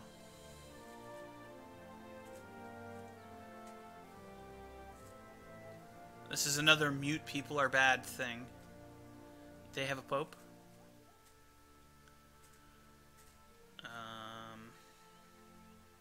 Rating. Hard to convert. Rite of passage.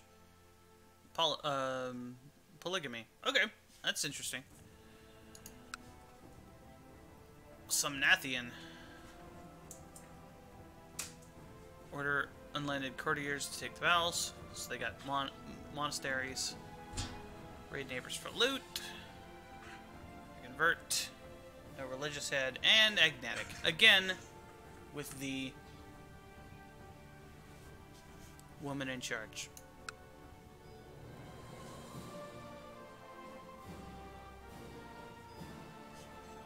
It's pretty much the same. Okay. Pope stuff. Raiding. Aggressive. Zodiac signs. That's an interesting religion. Yeah, this one's pretty cool. Is this the oh my god, this is the Merchant Republic too. They've got their own special religion that owns. Yeah. That's awesome. This is like a cool situation.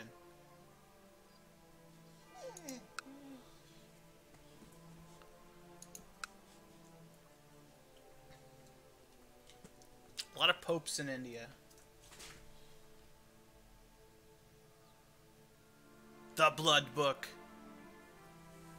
Another garbled voice thing. This isn't even a heresy or anything.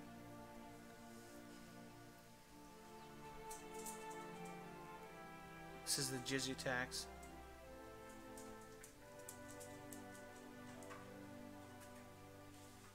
What? You got an event that says she didn't like him? You could pick somebody else, or you can make her do it.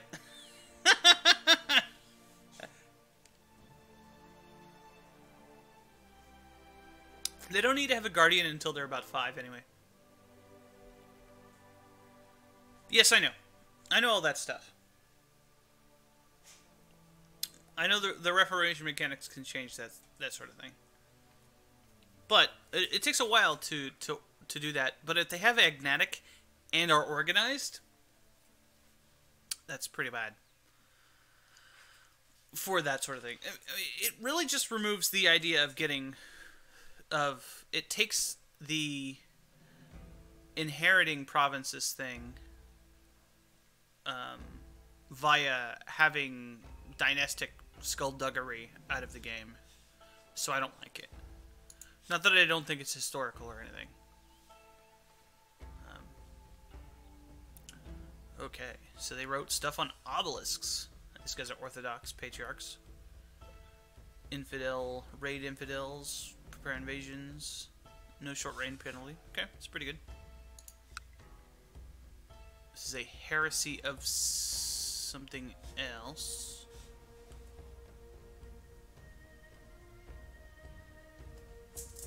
The author of Fate, the Tablets of Time. Okay, that's something else I've definitely seen.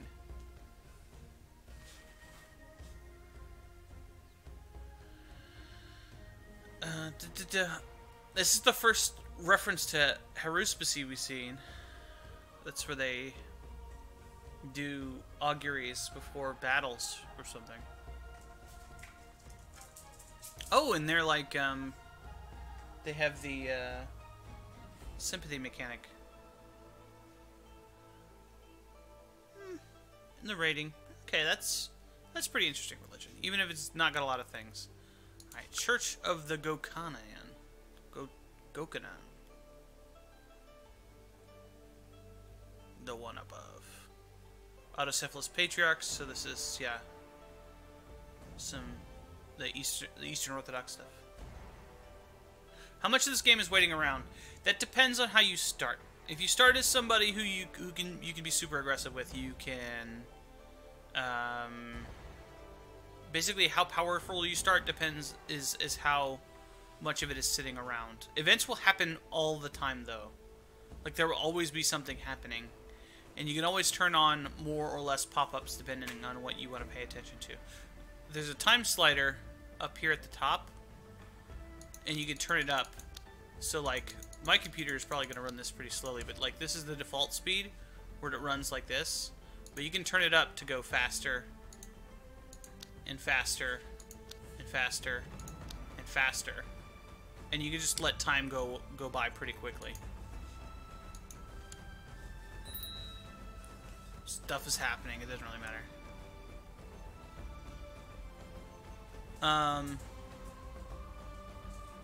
I guess I ruined this world as a possibility for doing stuff with because I let it go.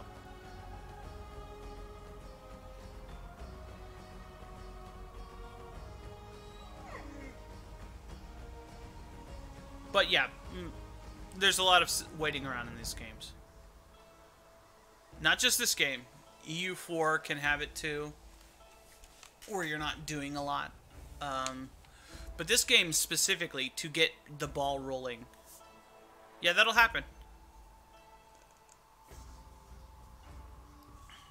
Just wait until you want to play as like the Islamic characters, the people who can have concubines, and you got like 4 wives, and then they're all getting pregnant at the same time. Is your character lustful by chance? That'll happen.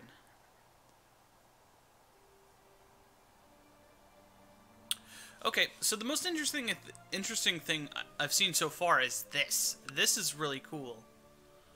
This is a merchant republic with a cool religion.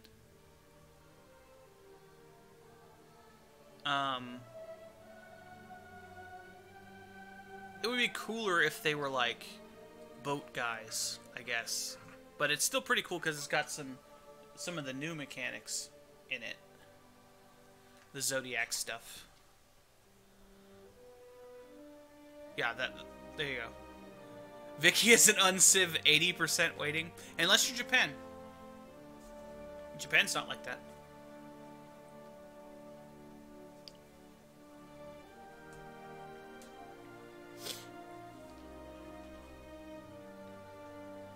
Vicky too, as Krakow, 100% waiting to get annexed. I've never seen the AI annex Krakow. I gotta pay 20 infamy to annex a one province. There's a Poland. Poland's got a core on it, right? Obviously. Alright, so aside from the one interesting thing, I kind of messed up the save by going past for a while.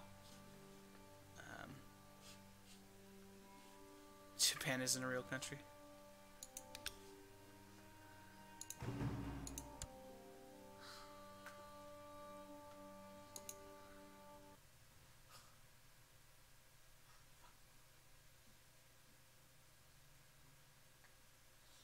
Yes, Krakow did super well, but that's because it wasn't a one province minor.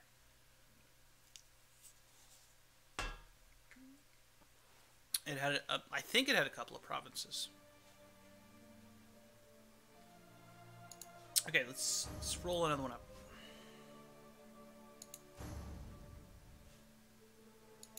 This is turned into the Help Man on Mars play Crusader Kings 2 stream, rather than looking at this stuff.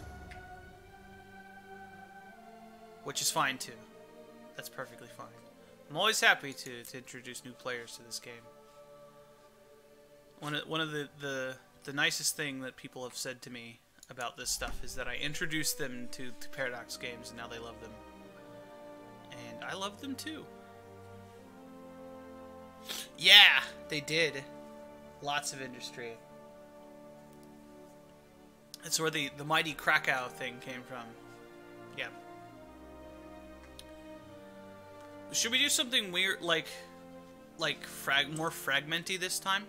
Just to see how it'll turn out? Like turn off the empires and stuff? What do you guys think of that?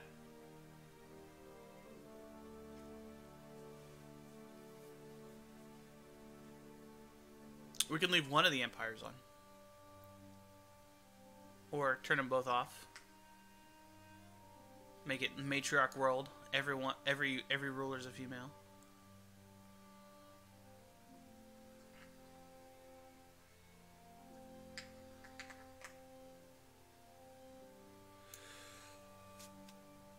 One of the ways to think about this game, and I would say the appropriate way to think about this game, is that you are not the leader of a country. You are the omniscient narrator for a dynasty. Your job is to keep a dynasty in power as long as possible, and to get them the most prestige at the end of the game. The game doesn't even pay attention to who you were at the beginning or the end of the game. When you resign the game, it looks at your dynasty, not your country. So you will get more power, you will get more score as the game looks at it, from having multiple kings with your dynasty around the world than having the same character own all of those crowns. If that makes any sense. And it's mostly just to see how you can screw the world up and have a lot of fun being a Satanist or you know, this game does have an end. The game ends in 1453? The fall of Byzantium. Right?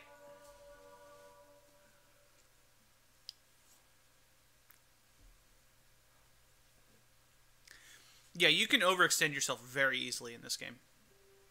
You can take over everything. It's quite easy with some characters. Like this guy right here.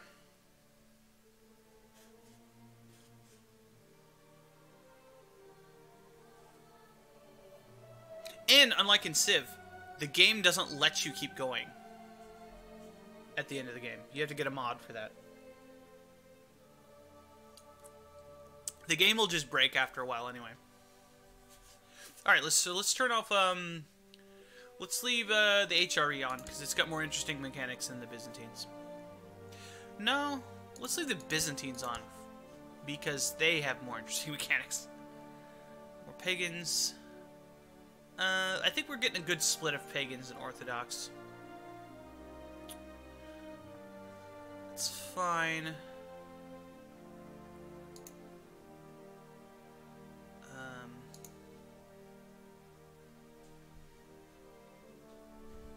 I'm gonna leave the random religion names, the full random for the religions. Full random. This one.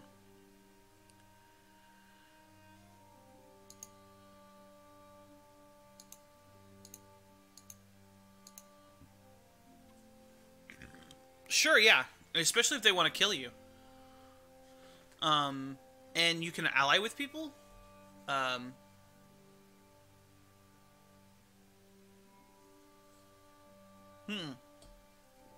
That's exactly right. Yeah.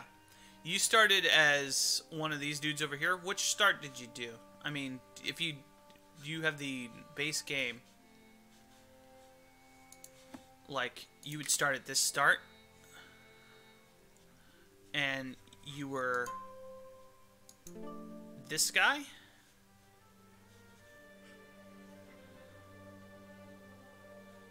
Marrying into families is very, very important. So if you started as this guy, like, England is so much more powerful than you. This guy is a little bit more powerful than you. If you're in this start, then there's a lot less of an issue, because there's just like, you know, this guy is less powerful. You're the same if you're this guy, and then like England is all busted up, so you don't have to worry about it as much. But if for some strange reason West Francia wanted to mess with you, they could get a bunch of dudes on ships and come beat you up, and there's nothing you can do to stop it.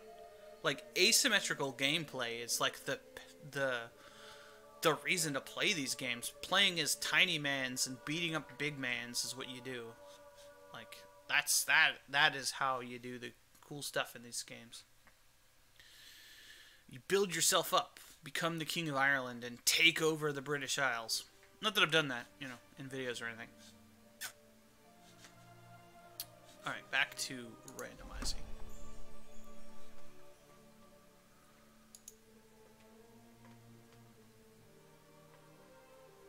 Take over the dude less powerful than you. I mean, you just, like, since you're a chieftain, you probably want to wait until you get some randomly spawned guys, and then go kill them. Or if I'm mistaking that for a pagan mechanic and not a tribal mechanic, you could buy some mercenaries and go kill them. Or they might start with less dudes than you, in which case you just go and kill them. Pagans don't have very many dudes in their holdings, so it's quite easy to expand as a chieftain, I should say. These guys are definitely not pagans. Well, I think there is a guy who's Norse in Ireland. I might be thinking of Brittany. Well, no, I'm thinking of the old gods start. How do you initiate it? You gotta get a claim. I'll just enter into this. Catholic pagans. But, you know, by some people's estimation, probably.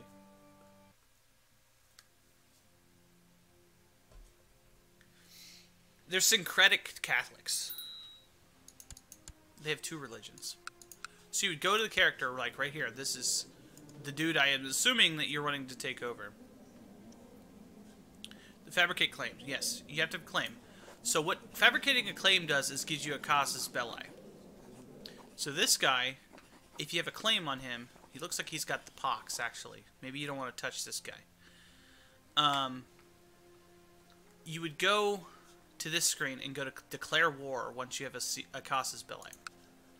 And then you can do one of these, and if you want to take over the land, you would do Enforce Claim or whatever it's called.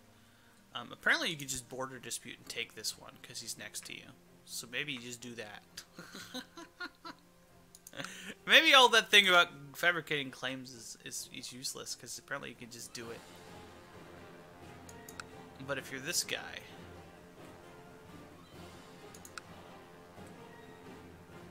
You actually start with slightly more guys than he has in your garrison.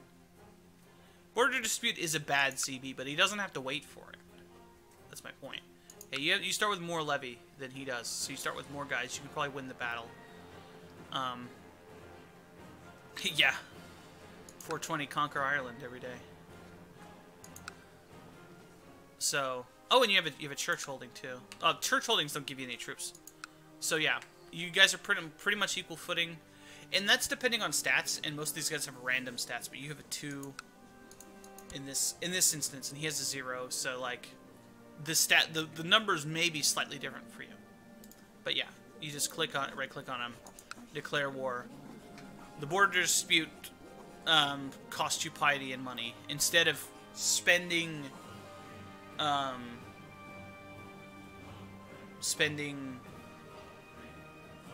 prestige and money when you get a claim. Also, the Pope doesn't like you. And other people don't like you. Because you're a bad man who does bad things. So, yes. But you want to get a better CB than that.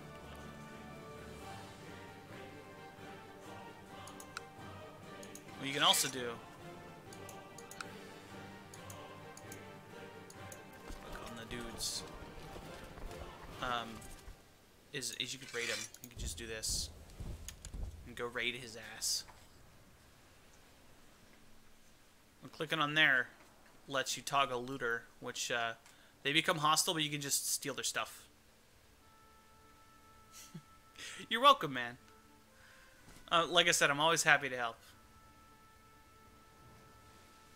And like right now, just stealing his junk. Except you've got too many defenders to get anything out of, but like, yeah.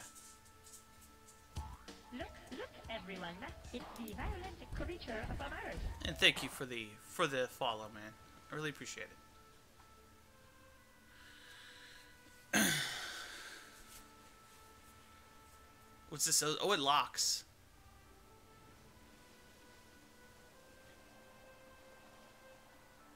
So yeah, that's how looting works. It apparently didn't work because I don't have any stuff. Yes.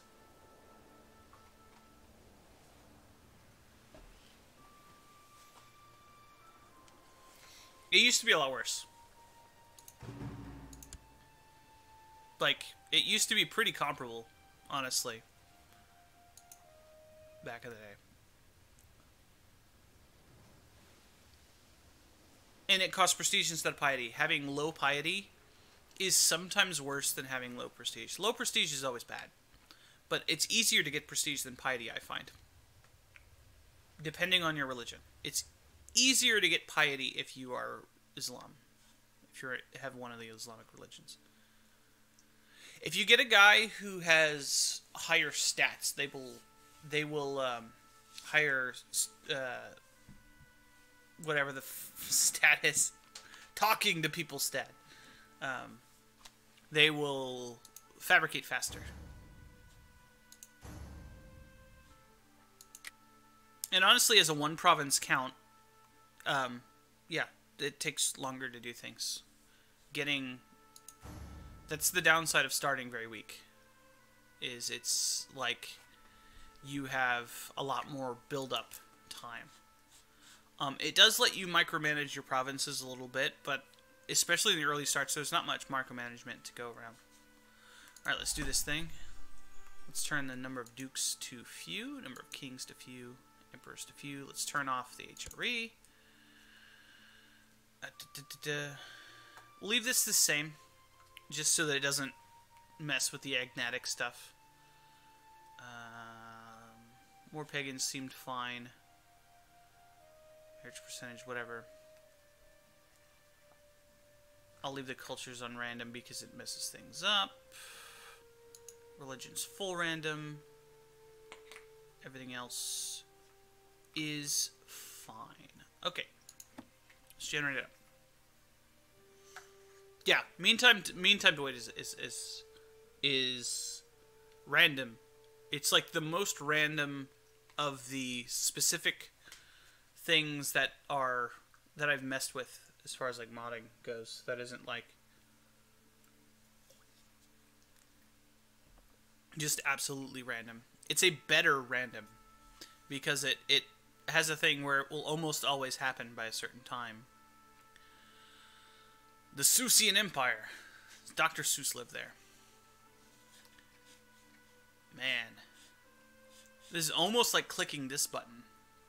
It's like this. What is this here for? If you can just do this and just shatter the world like that. Oh, I guess because it does it to the historical start.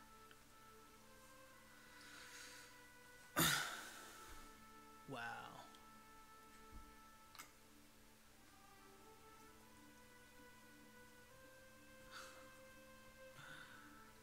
How many hours do I have in this game? It's a surprisingly small amount because originally when I had this game I didn't have it on Steam, so it's not going to be listed. How many hours? Yeah, 416 hours. I have a lot more than that. It just says that. I didn't like Steam when it was originally a thing, and then I started getting more and more games on Steam. It's a good service now, I guess.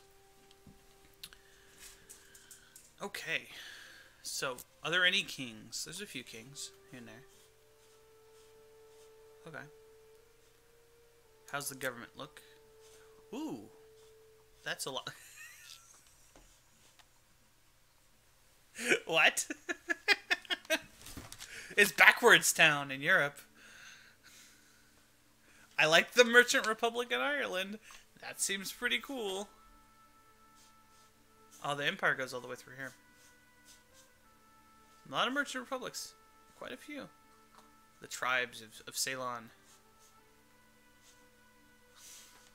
The only people who are nomadic. Peoples on the Central European plain. The nomadic Germans. Down into Hungary. And northern Balkans.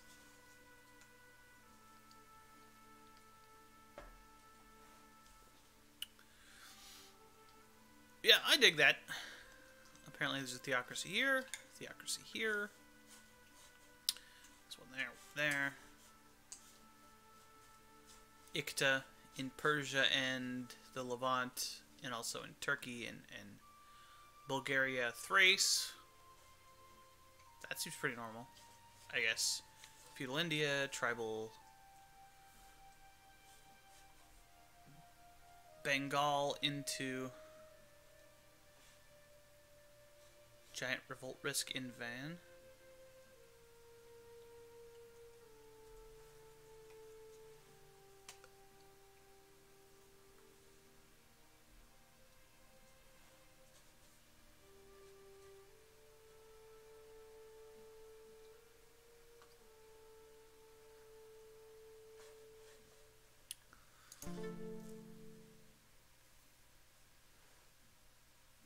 Oh. Yeah, Van is in somewhere else. The most specific thing ever said about the thing. Yeah, that means it's more likely for there to be a stack of rebels that'll pop up. Very important mechanic in this game. Oh, there's a lot of merchant republics. I like this start. Van might be in Anatolia. That was my guess, but I kept guessing wrong when I was looking places.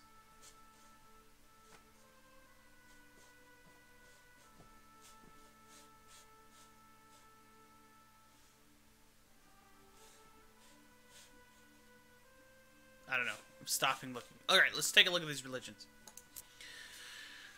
Okay. The School of Muravera.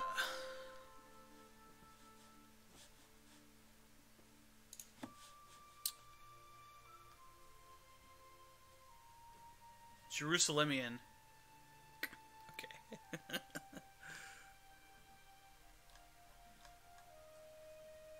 Right. Right, right. It's just going to say Muravarian or something like that.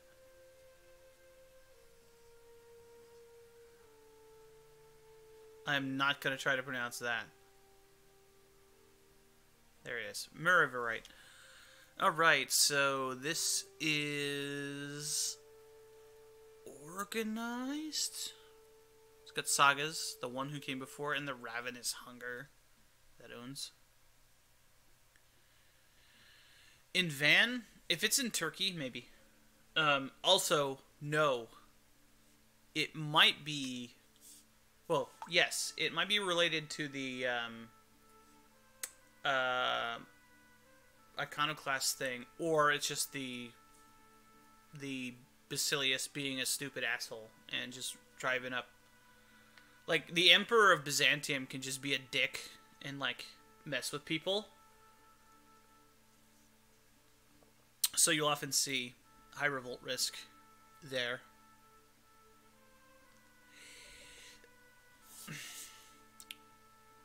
I would say, like, there is a mechanic you can do to make people have higher revolt risk. But the best you can do with it is minor inconvenience. And, like... Okay. There is one thing you can do that messes up your revolt risk. That being a revolt risk dude can have. Is that they can break off if they revolt hard enough. They can break off, and then if you have a truce with the guy who had the revolt risk, you can take over that revolter's land. And yeah. Because it spawns a separate country if they have multiple provinces. Or just, like, the holding. If you want to take holdings. Really? Oh, man, that must be brutal. I mean, this is, like...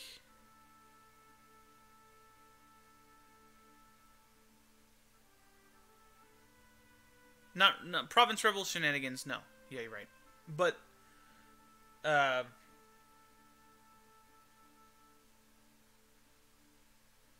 another way you could take advantage of it is that if they take the province... No, you can't play as anyone. You can't play as the Pope, or any of the, like, theocracies. But you can play as anybody else. Yeah. As long as they are a province on the map, you can pick them and aren't a theocracy. Assuming you have the right DLCs. Yeah, because there's, like, the... Sword of Islam is the one that lets you play as the Muslims. Old Gods is the one that lets you play as pagans. And...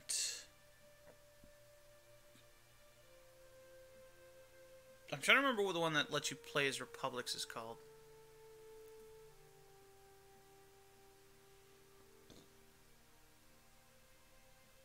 You can't play as an inland republic either, just a merchant republic.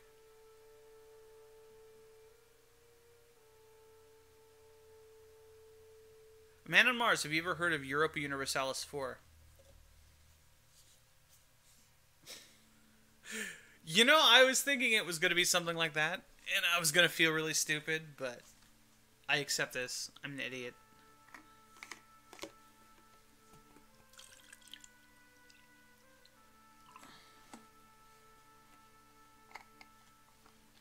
You can form them.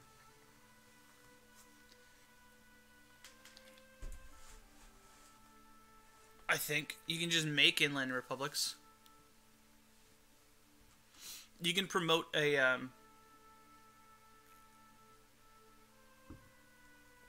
mayor.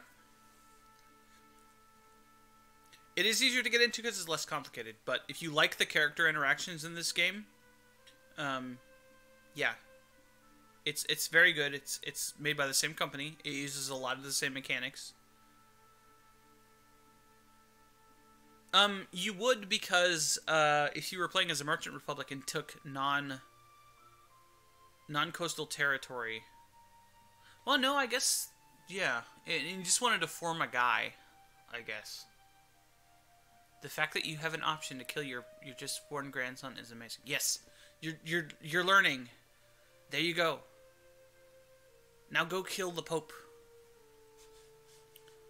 Murder the Pope because he is not doing what you want him to do.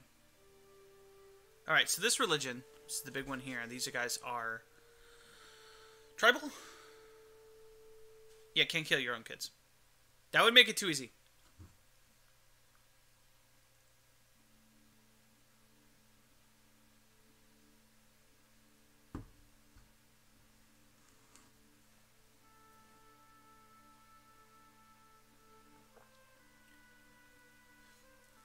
Yeah, they've changed a lot of stuff.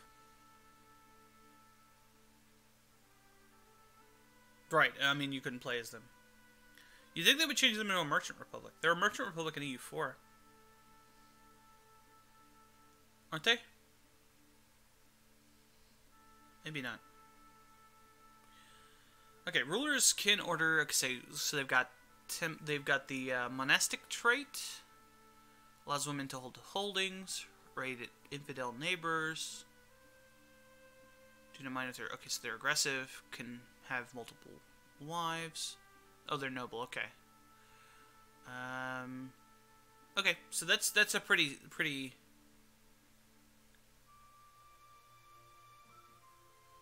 Called some other dude an anti-pope. I think the emperor is doing some stuff. Oh wait, the emperor doesn't exist. Too large for merchant, not enough merchants. Right? Okay. Yes. Let's be honest. Muscovy's just gonna kill him anyway, so it doesn't really matter.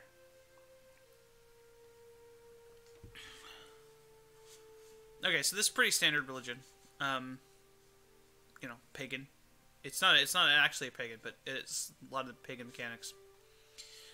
In the tribals, so there you go. Okay, so England. 4 anti-popes. I've never seen more than one.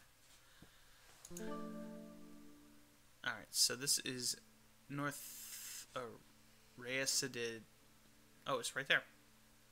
Another organized religion. Rite of passage, haruspicy. Okay, I don't know if that's how you pronounce that word. A caste system! Dude!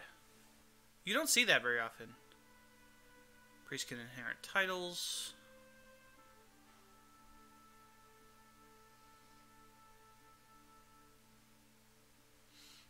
Mostly it causes wars, and then whoever wins becomes the actual pope. Like, it's usually like the emperor going, or some powerful dude, France or something, going like, no, this guy is the pope. 5 moral authority for Catholicism. What the hell? Were you like messing up the game? Were you playing as like a pagan character and just killing them? Converting all their provinces? That's a pretty interesting. That's a pretty interesting religion there. I kind of like that. Okay, what about over here in the Dutch lands? What is this called? Munsterian. Oh no. Holy shit! But the point was, were you killing the Catholics?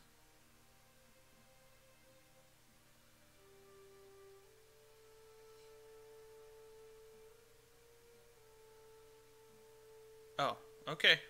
Well, sometimes it just happens.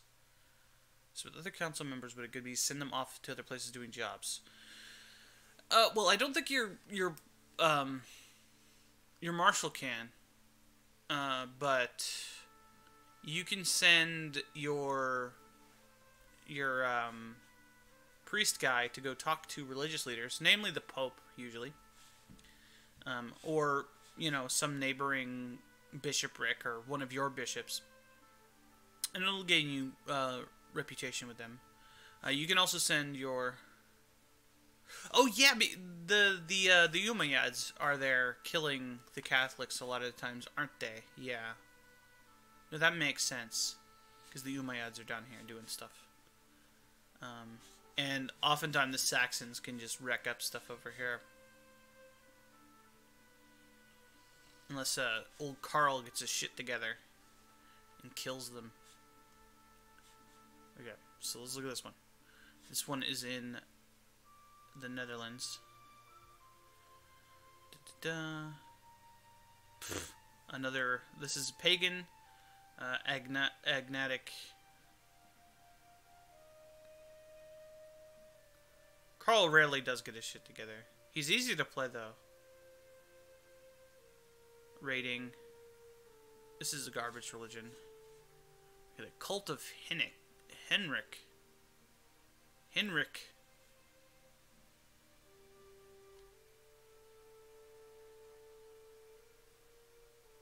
I like how it spawns all these, like, things, even though they don't exist on the map.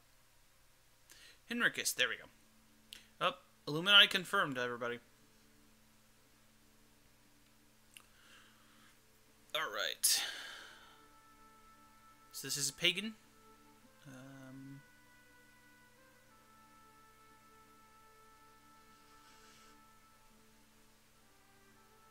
Priests inherit, weak rulers prepare invasions, raiding. Raiding's pretty common in these mechanics. Raiding can come from several sources, actually. It can come from your form of government, it can come from your culture, or it can come from your religion. And a lot of them will have all three of them, which doesn't do anything. If you get it from one source, you get it from all of the sources.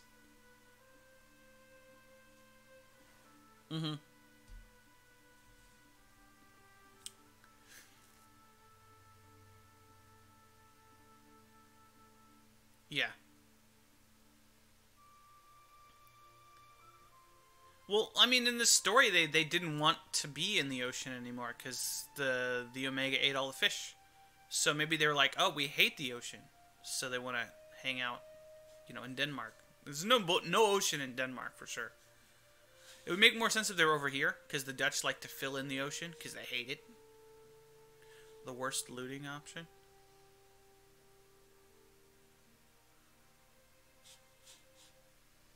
Yeah. Alright,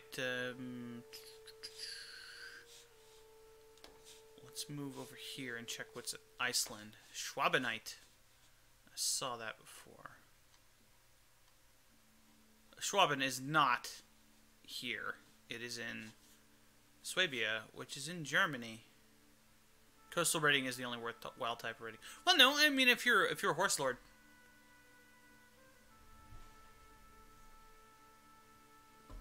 Horse Lord's rating is good.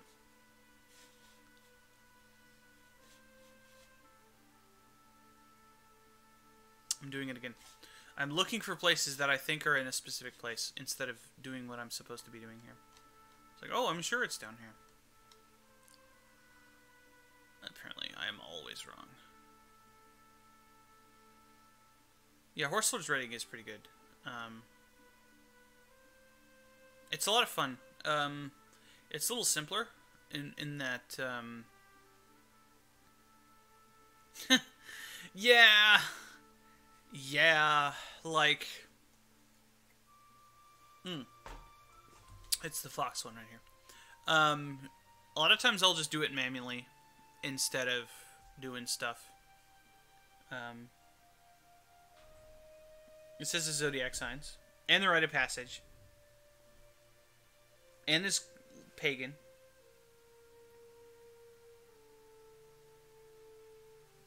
That's interesting. I like that one. It's also small, which means it's more fun to like spread it around the world. All right, Cult of Rite of Zodiac. Yes. Why am I not just doing this? Oh, because I wanted to click on some of those to check the things. Alright, Zorro, guys. The Blood Book. Probably shouldn't burn the blood book. This is their unreinforced pagan.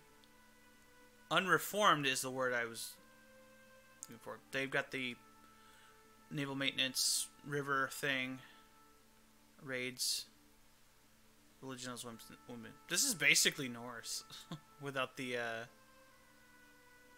instead of being harder to convert, they don't have the thing where people hate you for not being at war. Right? It's basically Norse. Alright, here. The Great Oak. Sometimes they have the same evil god. They might even be the same group. Rich Phrygian. Yeah, they're the same group. They're the same group. Same culture. Or same religious group. So, I mean... Islam has Satan too, right? It's us. The West.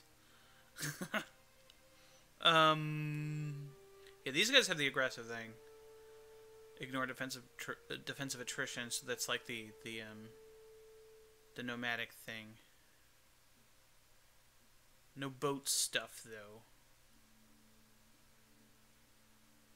And it's a pagan thing. It's pretty crap.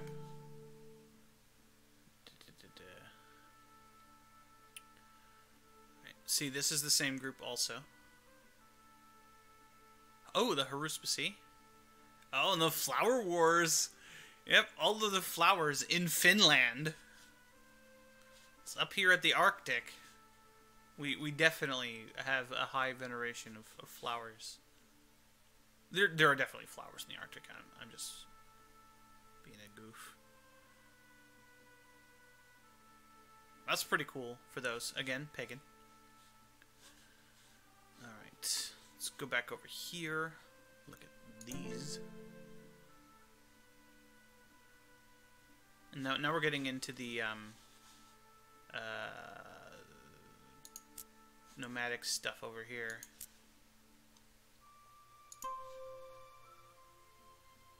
Okay. Got another pagan thing. Same group as the last ones. It doesn't always have the same evil god, though. Haruspisi.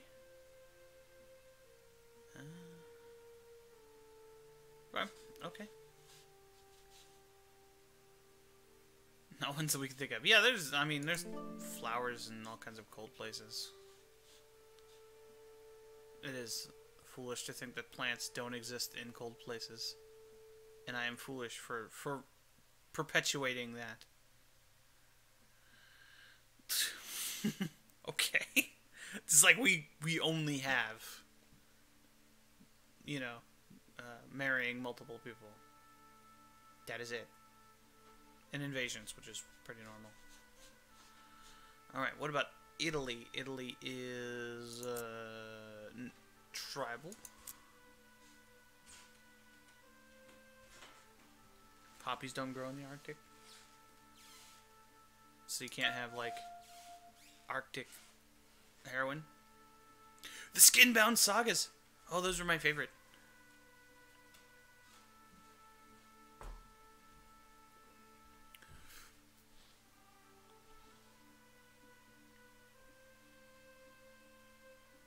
Okay. Alright. Unfortunately, there are Viking Raider syncretic dudes. And they're not pagans, technically. That's pretty cool.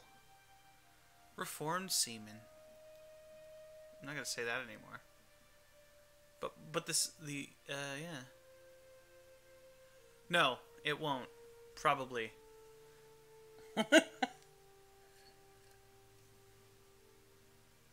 They were poaching. It's the king's...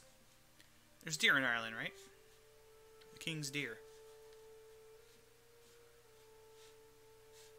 They don't? They don't have coastal raiding?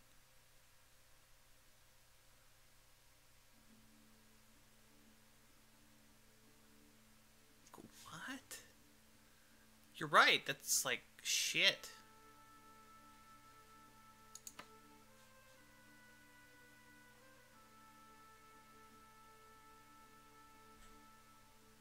No, they do. This is the thing that lets them do that.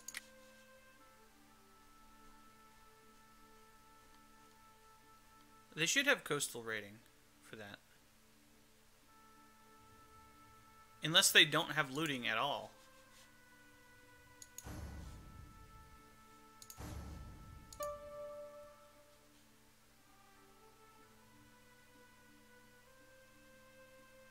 Nope. They don't have looting at all.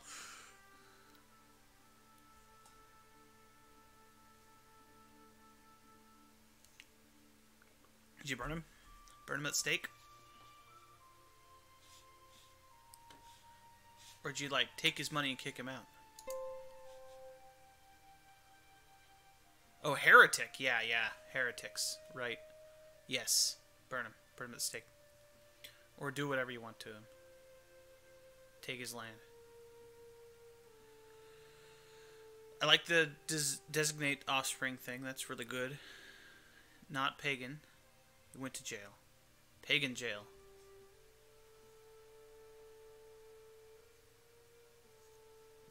Low risk of revolt. That's the Jane thing. Large bonus for vassal opinions. Yep. Larger domains. Can't declare holy wars. That's shit. And rite of passage. A lot of events happen. It's impossible to remember all the little things that happen. Like, a lot of times when I was doing things, I would have to watch the videos back to remember exactly why something the way it was. Even in some of the earlier games. This is a pretty cool religion. I like this one. The rite of passage, being organized, having a better, like a more stable government. Not being able to holy war is pretty shit, but this is the unsung tale, so this is these guys over here. Let's check them.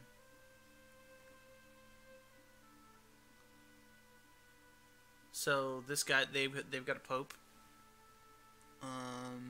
Raid infidel neighbors.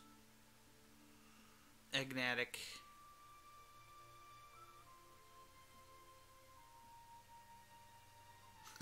Yes, yes, yes. The obulette.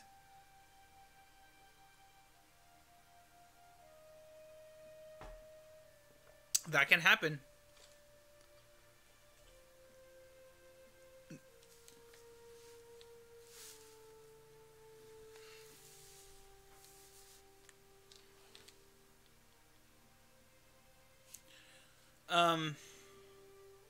Jeez. Just trying to think of how long it took me to do the mega campaigns just for one game. Takes a really long time. I play pretty slowly. Because I like reading the events and looking around at the map to try to figure out, you know, things I could mess with later, or just looking at interesting situations. So these are more agnatic people. Again, I don't really like that because it removes one of the fun game mechanics. Let's look at Greece here. My brain just kind of turns off when I see that because I don't like it.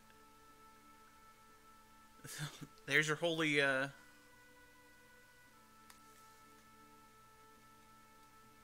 from Crusader Kings 2 all the way to Hearts of Iron 4. So you go into Europa Universalis 4, then into the Victoria 2, which is a much shorter game, and then into Hearts of Iron 4. And then you could, if you really wanted to, go to Stellaris. I'm gonna do that. Probably not for this start that I'm looking for right here. This is probably just to play a random world. But if I find something particularly interesting that just, you know, catches my fancy really hard, maybe we will. It seems like it would get old, and a lot of people have said that, yeah, it's not necessarily a good idea. So this is the syncretic Holy marriages.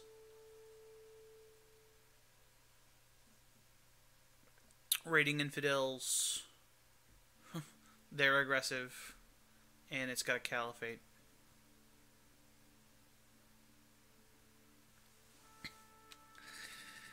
You're not wrong. This is interesting. I like this. Ooh, a tiny religion here. All right. High God, the Blessed Virgin. How appropriate.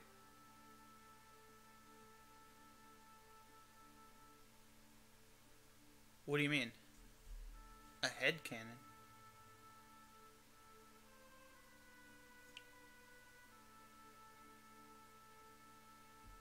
I've got videos on how I did it. Back when I did the first one, there wasn't a good converter at all.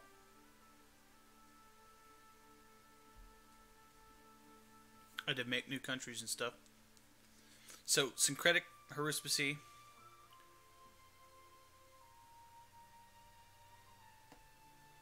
Yeah, I wrote custom events. Hearts of Iron 3 was a very scripted game, is the word I'm looking for. So I had to write hundreds and hundreds and hundreds of events to get things to play out so that anything happened in the world at all. And, like, probably half of the events never even happened because I gave them specific triggers that didn't happen. I fucking hate that game. Hearts of Iron 4 is so much better. I don't care if it's easier. I felt very exhausted, honestly. The last game is Hearts of Iron 4 and Hearts of Iron 3 back then, and I wasn't very good at Hearts of Iron 3. So I felt really exhausted, honestly, doing it, and, like, relieved. But, yeah, I mean, emotional is a good way to put it.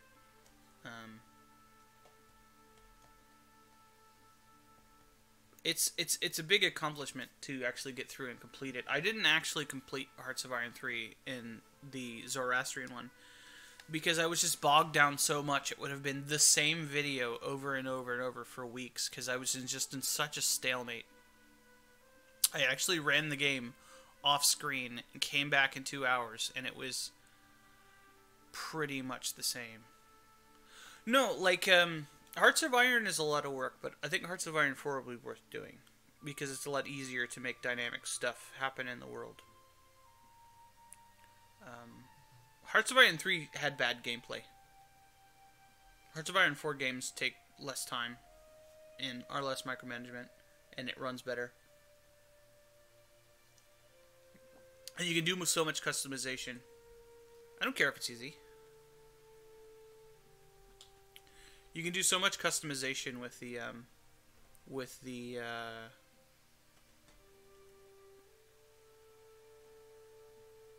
trees and decisions that it's a lot better than Hearts of Iron 3 as far as, like, just doing that alone. You don't even have to write any events to make the game go differently or go the way you want it to, because you can just set one string as historical and they'll do that 90% of the time. This is an interesting religion right here. Aggressive infidel raiding dudes who get like the idea of having sympathy towards a religious group and raiding them anyway. I like that. It's like the knights in EU4 where they're pirates.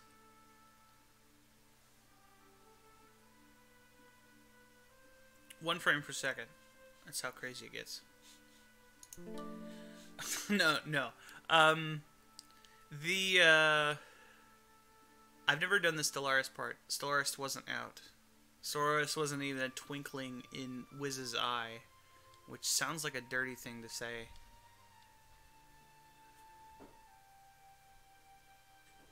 Yeah, but what you're forgetting forever is that the next game is Stellaris. Conquering the world is part of the point.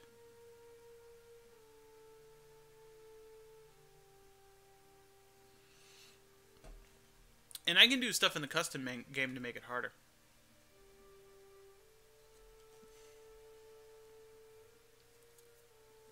I'm gonna pretend I don't know what that means. And ignore you.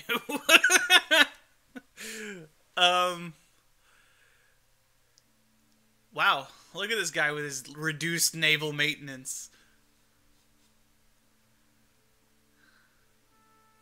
He's so good that he can navigate rivers. Literally no rivers.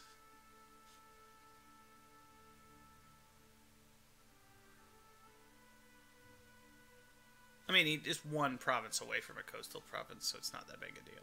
But, like, there are fucking Norse guys who aren't coastal. These guys, if you were these provinces, you couldn't do anything. So, like, judging that is pretty stupid when it's one province away. In Tibet, different story. Pretty standard Norse junk, though. Alright. The Turkish dudes. Did we look at this already? No short rain penalty. Caliphate. Hard to convert. Designating offspring. Pretty good. Pretty good.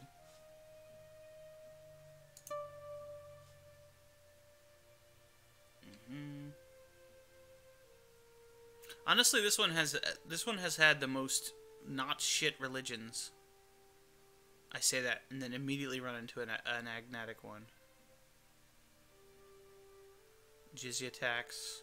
This is just Sunni. This is just Sunni with rating.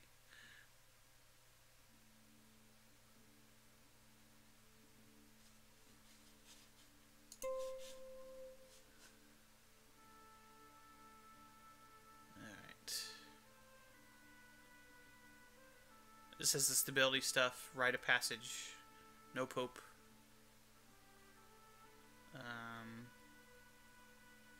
Designating offspring. This is really good. I like this one. This one is probably my favorite I've seen so far.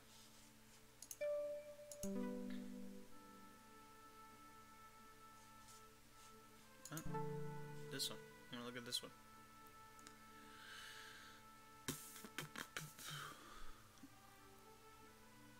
Yeah, the Empire is. You're right, this is the Empire.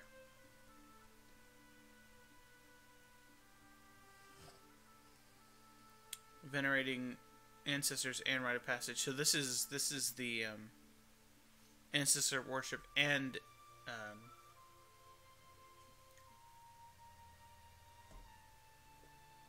the other thing. Animist. If it had a different nature, then that would be exactly the West Africans, wouldn't it? Alright, that's the same as this. On to India. Did I look at this one?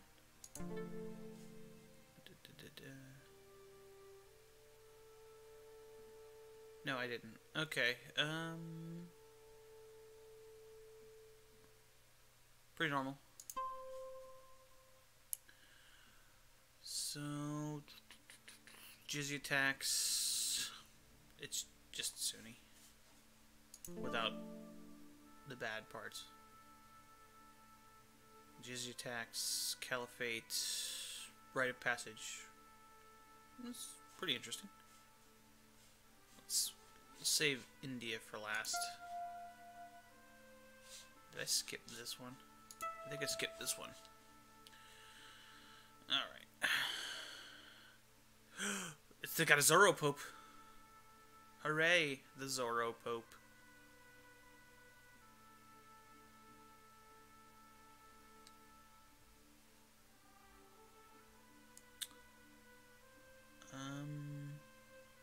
Aggressive Zoroastrians who are mean to ladies. Alright. Okay. Rainful neighbors for loot. Designating offspring. Blah, blah, blah. Yeah. We were a progressive republic, sir, when we were playing as the Persians. One of the keys to learning the game is just to stick to a small portion of what you're doing. Learn what you can from that, and then move on from there. Like, playing in Ireland and just dealing with the shit that goes on in Ireland, and just paying attention to only things that affect you, is the best way to get a hold of the fundamental mechanics of the game. And then later on, you can play as the Duke of Sicily, and then get yourself involved in Byzantine politics. Hooray! I forgot where I was on the map. This guy. So, Ireland was a very good choice.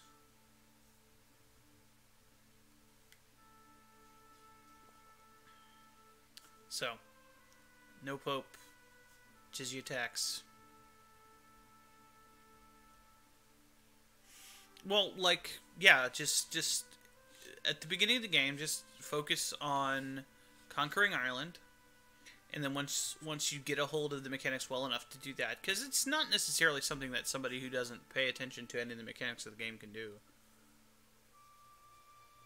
Move on to doing the logical thing, which is to move on to the Empire title, which is conquering the rest of the British Isles. Did I miss a religion over here? What? This has its own religion? Is this cool? No, it's not. That's very boring. Alright. Let's go to the Turkish steppes here. Turkmen land, or whatever it is. I mean, this is like Persia and Iran. Better playing as one of the Catholic kings in Spain than better start than newcomer in Ireland. In the 1066 start, yeah, absolutely. Only because it introduces you to more game mechanics. It's harder, though. Like,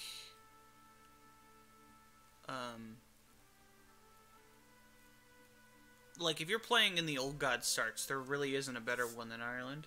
Unless you wanted to specifically not have to reform your government.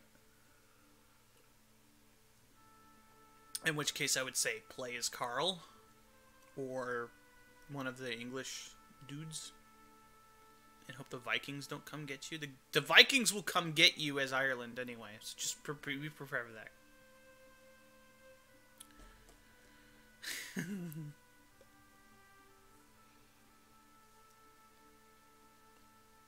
Byzantium can be a clusterfuck if you let it get that far. It's a lot of fun to cause that to happen as one of the vassals.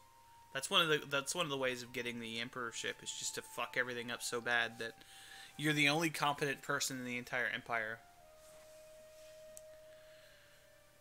Honestly, if you're Greek culture Orthodox and you're near the Byzantine Empire, just swear fealty to the Byzantine Empire.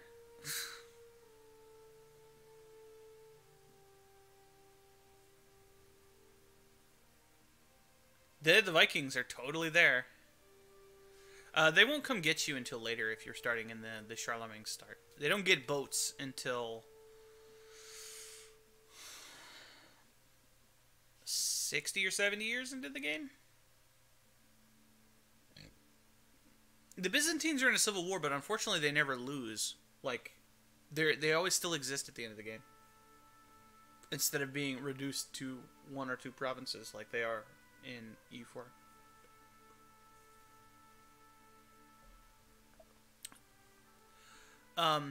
Yeah, empire, large countries are far too stable. So this is a caliphate, rite of passage, pretty cool. This lady has heresy. Oh, zodiac and close kin marriages.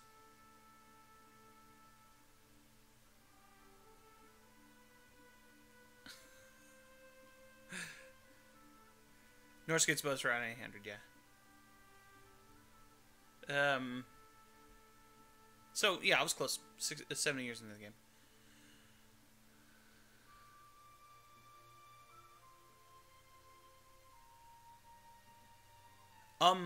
Some people don't. Some people don't have a Wikipedia hyperlink. Carl does. Carloman does.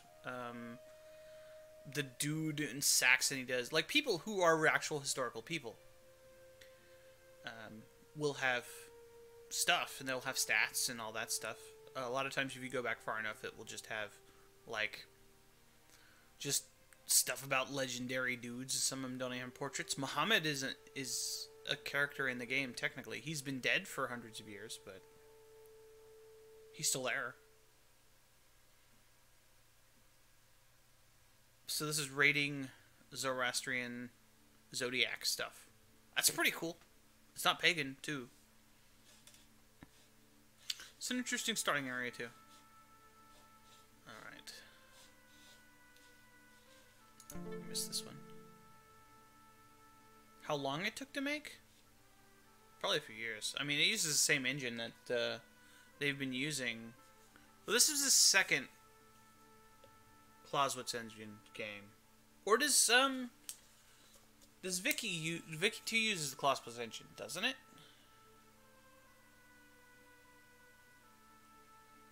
A lot of the games use the same mechanics because they use the same engine. I think this was either the first Clausewitz engine game. Yeah, and they're still developing it. There was an expansion a couple months ago, if I remember. So this is stability, and ancestor veneration, designating offspring. This is cool religion too. I like this one. In Central Asia, interesting stuff.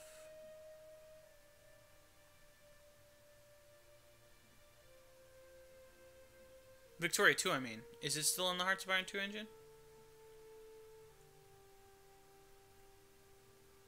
Yeah, Holy Fury is only a few weeks old. Alright, so there's a Pope.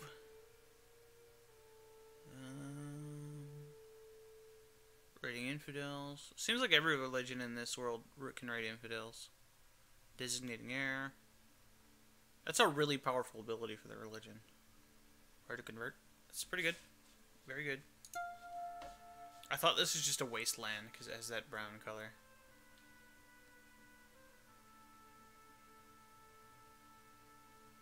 There's only so much you can do. Like, they can't keep going further back.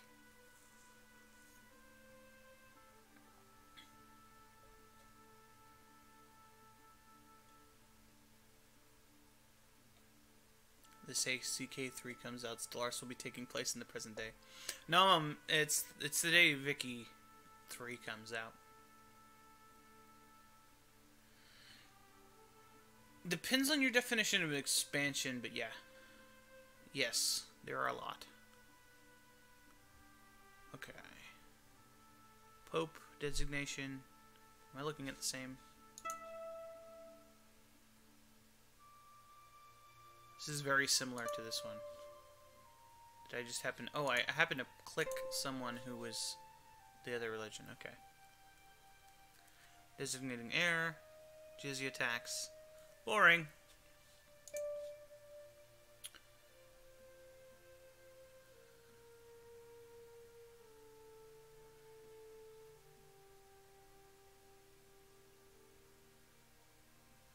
Nah, Ethan, that is the expensive way to do it. The way to do it is to buy the game really early on, or really late into the cycle when it goes on sale all the time, and just buy all the DLCs when they're in the Humble Bundle.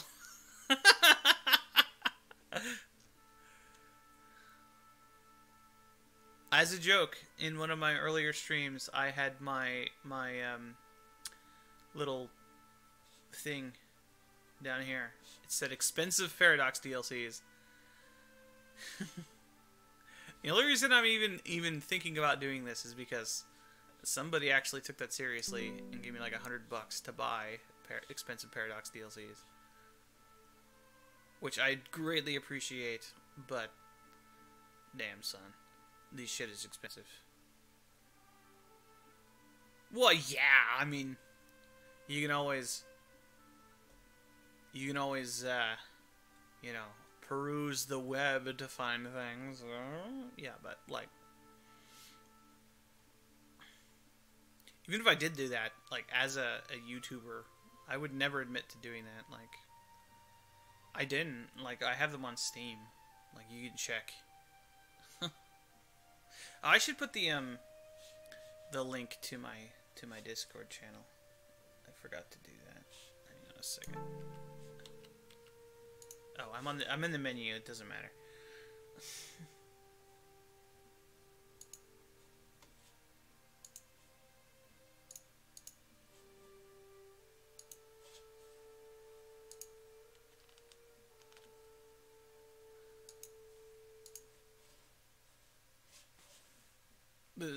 Some of the DLCs have been pretty bad. I still like. I specifically didn't buy the brand new EU4 DLC because I have a problem with just releasing a DLC specifically for one region. You own it on Steam and pirate it. Okay.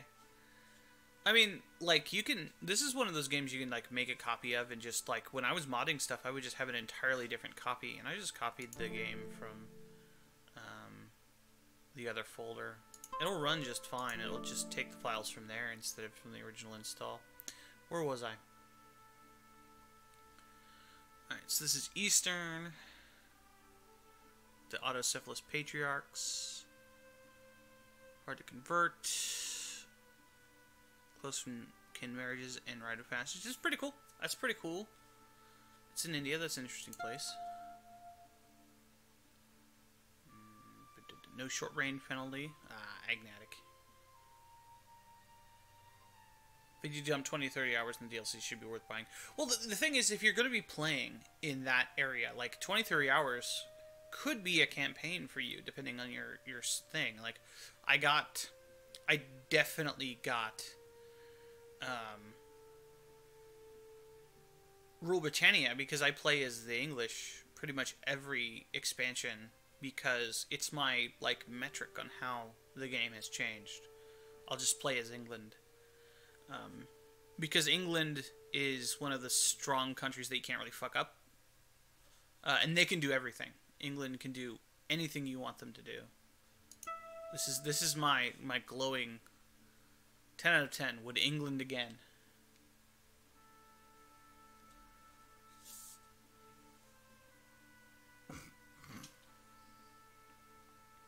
More agnatic people. I want to know how this haruspicy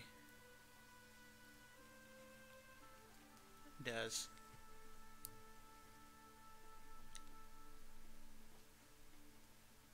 Just wait for the plagues, dude. The plagues will fuck everybody up. And then the Mongols will show up. Anglican is shit, but, like, that doesn't really matter. England is so good that Anglican being shit isn't that bad. England has, like, a really good government type right away. They have a shit king, but you can get a really good king right away. You can get a union over France super quick. You've got really, really good ideas. Maybe not Ottoman, Prussia levels ideas, but they're pretty good. They're very versatile. They get a lot of money. It doesn't really matter. I mean, yeah, you can just go regular Protestant. Protestant rules. You can stay Catholic. Catholic is super good, too. It's a gold sink for a morale event? Oh. Yeah, the plagues will kill your dudes. That's for sure. One of the things I missed was the plagues. I haven't played with it in this game, but, like, Crusader Kings 1, plagues were fucking brutal, dudes. Like,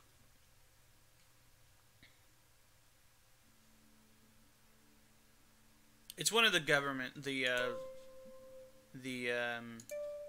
religion options. I keep seeing it, but I don't know what it does. It just says it does things. Yeah, see at the bottom here. Army morale determined by haruspicy. It's like the Romans before a battle would sacrifice a chicken or something. Or the Greeks, whoever did it. I think it was the Greeks. So So patriarch. Bonus to vassal opinions. This is really good. Except for the Holy Wars thing. Okay, so this world had the least shit of all of the religions. Like all of the religions, most of the religions seemed pretty good. There was a few shit ones. But I mean, you gotta have your crap religions. And it's pretty broken up. What do you say next time I stream and I'm not doing the mega campaign, we use this world? Huh? What do you guys think? This world seems pretty good to me. I like this one. Where did my... There it goes. Apparently Reformed is a good... Reformed Catholic? Like, what does that mean? Can you, like... You're talking about it different than actually Reformed. It's like if you win the Reformation or something? Or like the Catholics after the Reformation starts, they get stuff happening to them? Yeah, really strong Africa is interesting. Almost like a bottom caliphate situation. Oh, just Reformed? Reformed is pretty good. Both of the normal Reformed options are really good. And of course, let's be honest. Neither of them is good as good as Orthodox. But they're mostly better than Catholic. Unless you're doing...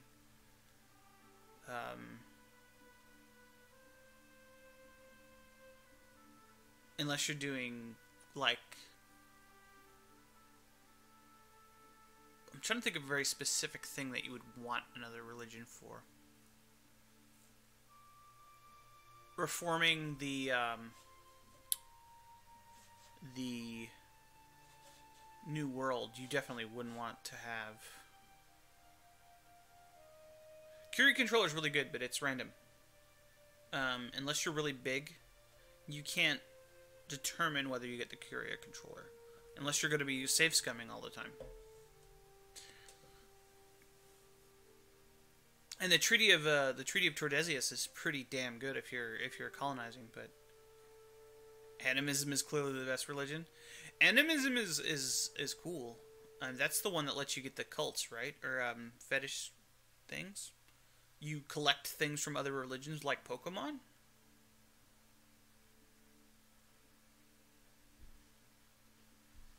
Or is animism just the bog standard shit pagan one? That sucks.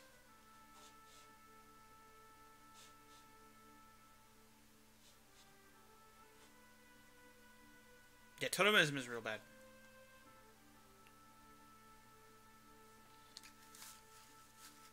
Totemism is only good because the North American... Yeah, but animism has... yeah, the fetishist is a religion in EU4. It's what they have in sub-Saharan Africa. So animism is what they have in, like, yeah, bog standard places. Okay. But yeah, the totemist is, like, they have really, really good ideas, and the mechanic for reforming makes you pretty powerful for a while. And then you get a huge jump in your tech, so that's basically like a bonus to having that religion, right? If you want to think of it that way. Alright, so if we've chosen this world to play in, I wish I could just save this. I could join as somebody and save. But what looks like an interesting place to play on this map? I like how everything's fragmented. We can have a kind of a more organic build-up of things, aside from the Empire down here.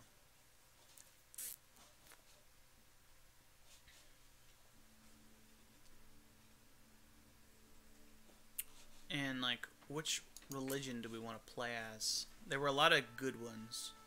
A lot of good ones. This one was pretty crap, though. I think. Yeah, this one was shit.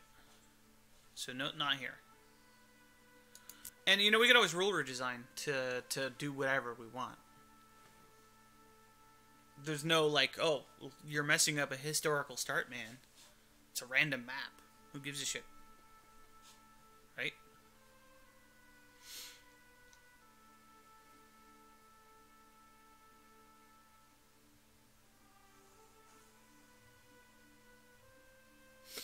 I wonder what this means in, like, Turkish or something. Like the Turkic languages. India or Scandinavia. Yeah, India had some pretty good religions. Yeah, let's play in India. Let's play in India. That seems like a fun time. I haven't really done India. If I don't... Oh, although I might do India for my... The shitty Northern Ireland. Let's check that one out. Let's check that one out just because it's so crappy. India does have a buttload of provinces, but like a lot of people seem to want me to do India or Tibet, which would put me in the same part of the world for both playthroughs. I suppose that's not really bad. It would help me familiarize myself with India a little bit better if I'm actually going to do that. The thing about not playing India with the normal religions is that that's a big part of playing as India, is that the game mechanics are based around the kind of intermingling of religions and conflict against Islam. We can still play as it though, just to mess with it. All right, so we've got it's feudal, so that's pretty normal. What about this Merchant Republic right here, guys? Do they have a sweet religion?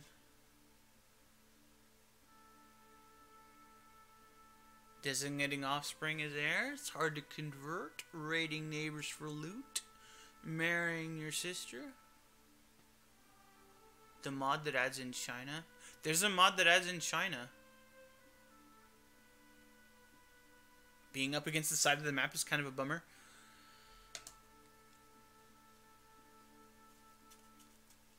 I've pretty much had that happen in both of my other mega campaigns, so it's not really an issue to me. Right?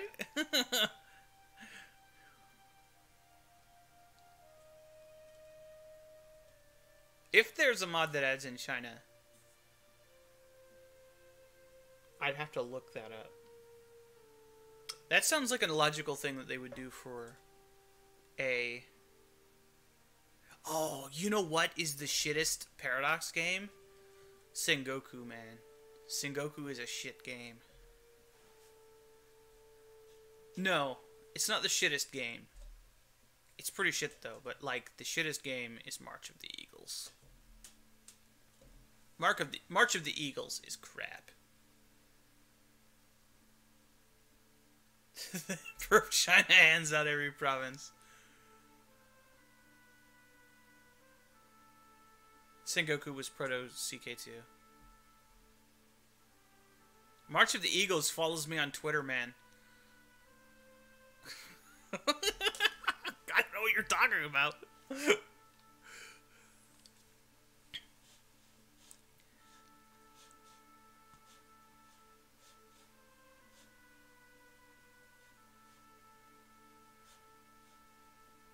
There's a reason it never got any DLCs, man. Both of them. Sengoku was totally proto CK2. It was cool until CK2 came out.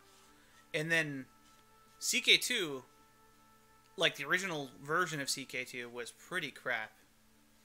So tribal over here. Look at all these honkies hanging out here. What are these honkies doing in India? English been here already. This guy's got 2 provinces. That's pretty good. Alright, so tribal this guy. Merchant Republic. There's some more tribal dudes up here in Bengal.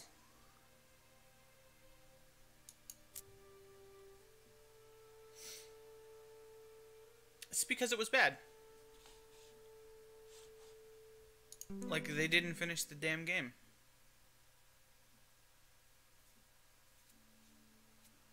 I don't like this guy. I'm not playing as these guys.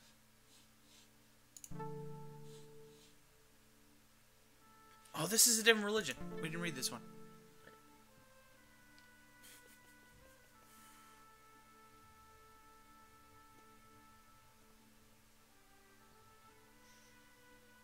Just super aggressive Eastern Orthodox dudes.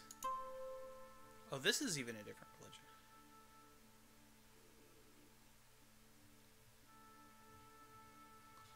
I like this. I like the start down here, though.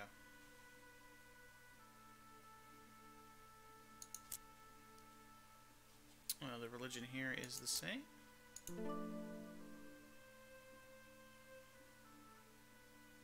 Oh, this is the haruspicy. Okay, so rite of passage, haruspicy, autocephalous patriarch, dudes with stability, or merchant republic with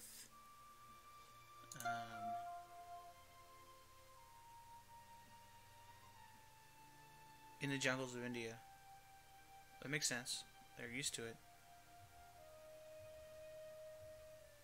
And the idea is that, you know, they're used to the conditions so that they don't, like, die because of them.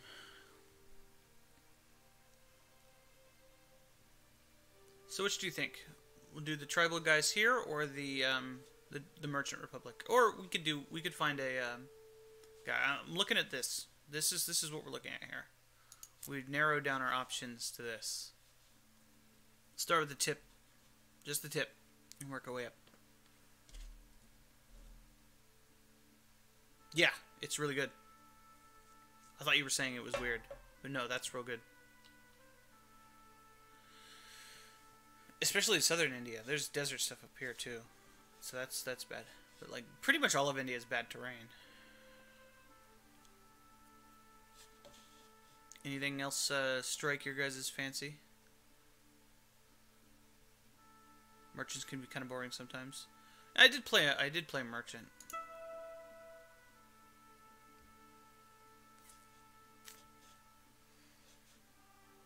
What about the Maldives? This is the Maldives guy. He's independent. He's this guy can blind and castrate people. Where else is that religion? Okay, this religion is all over the place. But what about a Greek merchant republic? You can charge people taxes, and if they don't pay you, you cut their balls off. Huh? Huh? There's always fun to have when that's happening.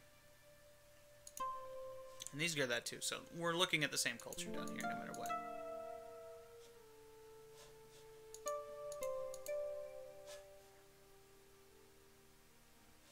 What was that other option? Blind characters cannot inherit titles. That is so good! Oh, yeah, we're definitely playing down here with these guys.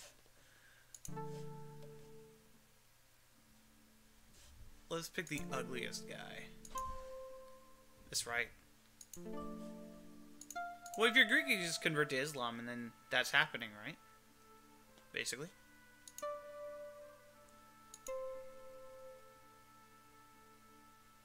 But it's more powerful when you can inherit stuff from people by doing shenanigans with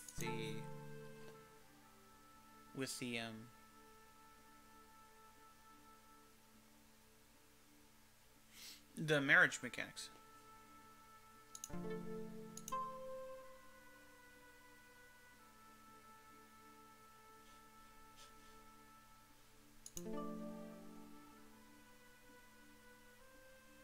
You have to be in prison first, I think. But I think so.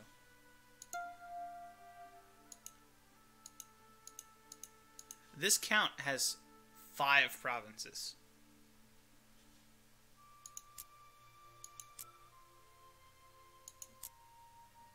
I can't turn around the de jure thing, so I can't see if they're all in the same duchy.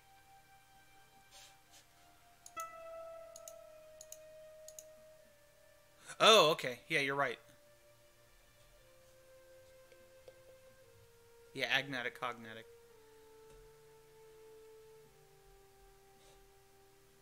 I mean, that's the thing you can turn on. Like, let's just take a religion. It's like this religion here. Wait. I don't know if that's used on the map. Let's use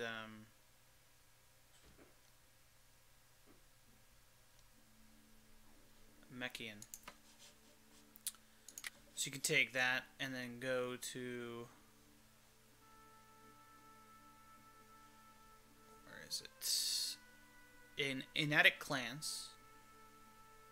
Enatic is what you're thinking of, not Cognatic. So like this is like the strongest thing. So you pick that, and then what's the other one? You can't do polygamy with this, but that would be pretty funny. Just have a bunch of dudes. And then there's another one that worked well with this. I guess it doesn't really matter. You just pick this one and then be Greek. And then you're basically Amazons, right?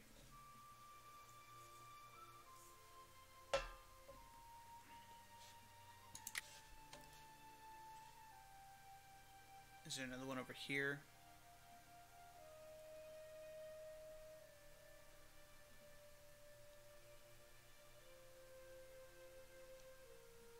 I don't know. That's pretty much the same. It doesn't really matter. It doesn't change anything. But yeah, this one is the one you're looking at.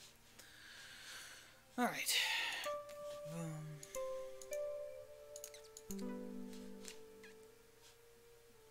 So we don't want to play as this guy. We definitely want to play as one of these dudes here. Maybe a coastal dude.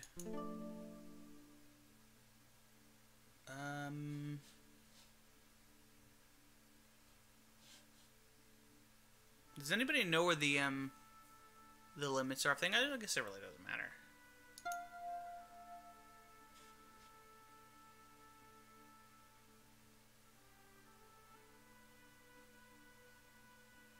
It's a really good religion. Really, really good. That's even a different one that I was looking at. No, it wasn't. No, it isn't. No, it isn't. Okay. So, either this religion or this religion. They're both very good. They're both the same. So what should we rather do? Have a pope, designate our offspring, be hard to convert, marry close relatives, have a pope, or have an autocephalous patriarch, have better stability stuff, not be able to do holy war, but be able to do rites of passage and do the haruspicy mechanics, which somebody said was just a money sink, so maybe not that great.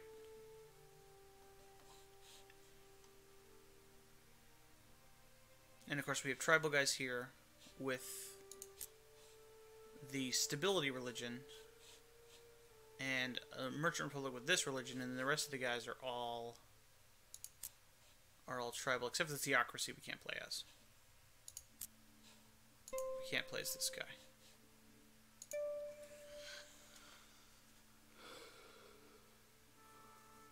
And this is just to be a fun times game. Like it'd be fine to just play as. What did I do? Does this guy start as a duke? This guy starts as a duke. That would be interesting.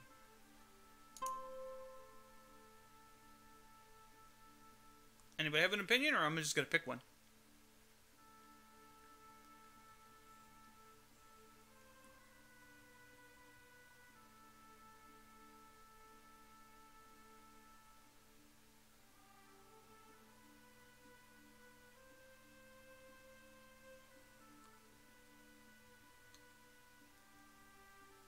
Although it is like 1 in the morning and I stayed up until 3 last time.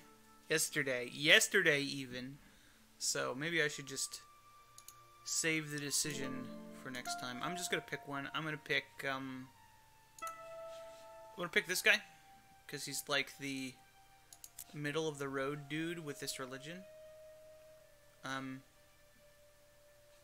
like there's plenty of bordering stuff to get into conflicts with. Like, some of the guys have more provinces, some of the guys have less provinces. This guy's middle of the road, coastal, next to the tribal guys. So I think we're just going to pick this one.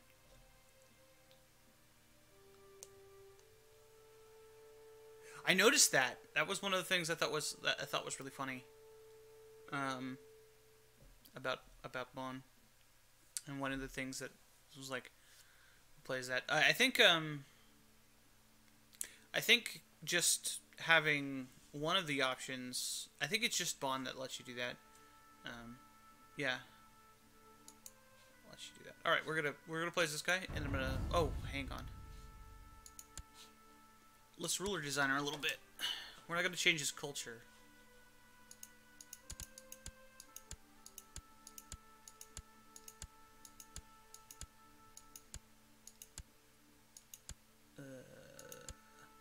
None of these guys look Indian, guys. There we go. He kind of looks like Freddie Mercury. He was Indian. Alright, let's be... traits. Should we give him bad traits or good traits? Should he be terrible or really good?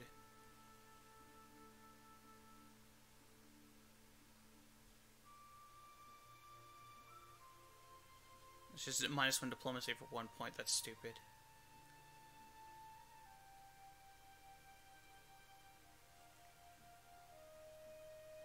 The obvious option is to pick, oh yeah, big genius. Make the worst character possible.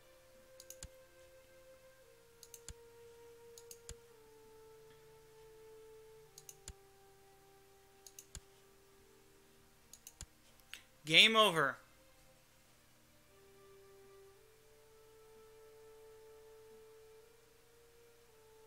You just pick celibate and you can't win anymore. Random people don't start with families.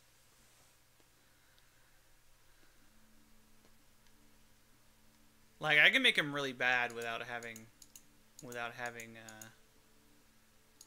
all the terrible traits.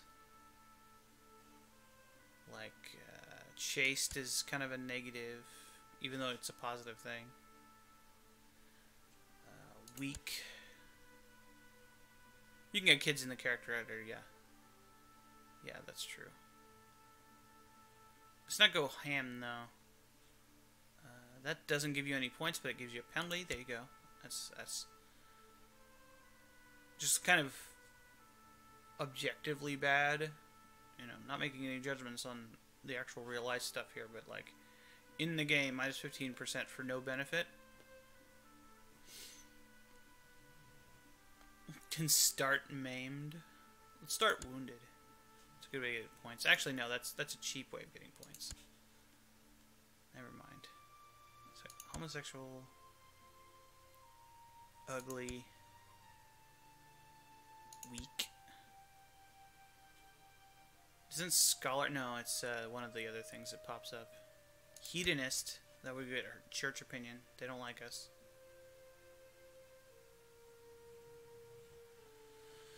It's a trait you can start with at least. Chaste. Chaste hedonist sounds pretty funny. Slothful as shit. Craven.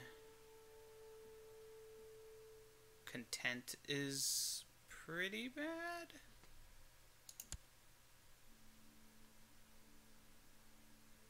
Paranoid. Cynical.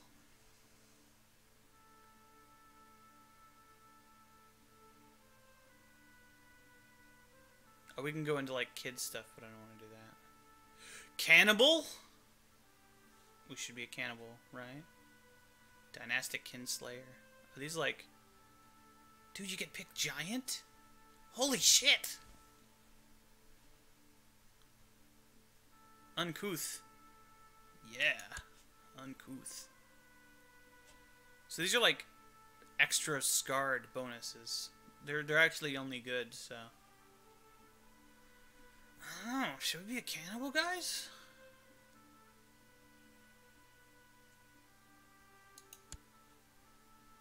Look how dumb this guy is. No.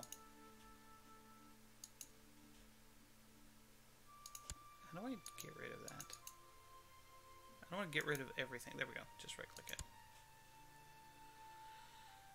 Erudite makes you bad at personal combat, right? Yeah, we'll do that.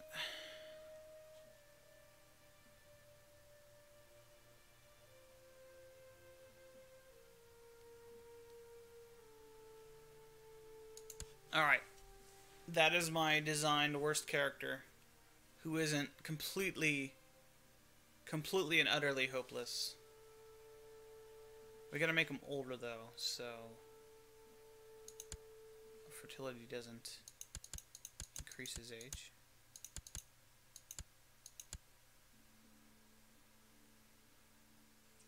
What's the downside to just raising it up really high? It's not affecting the age at all.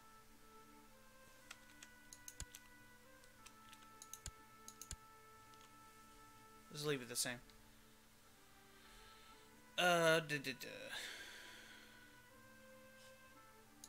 We'll give him, Scholarly Theologian. It's not good enough to actually do anything, but it gives you a penalty to stuff. So we're some kind of nerd.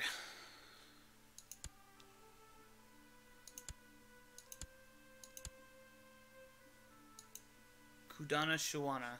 There we go. That is our character's name. We'll just max out friggin' learning. I must have so many bad traits that my age is just not possible to get higher. That's probably what's going on.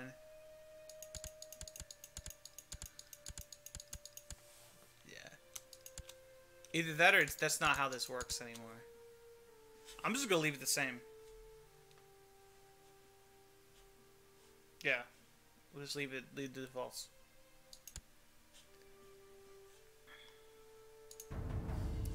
Alright, so which of the options do we want to turn on? Reapers do major epidemics dynamic. Bubonic plague will appear the very earliest 200 years after the game started. It might appear 500 years after the game starts, after one major outbreak. Is there like a random? Just pure random start? Deadly. This setting is not recommended for a normal game, y'all. Is this a normal game? Let's leave it on dynamic. Minor epidemics. Let's leave it on default. Mongol invasion on. Random. Make epidemics deadly. Okay, we'll do that. Deadly.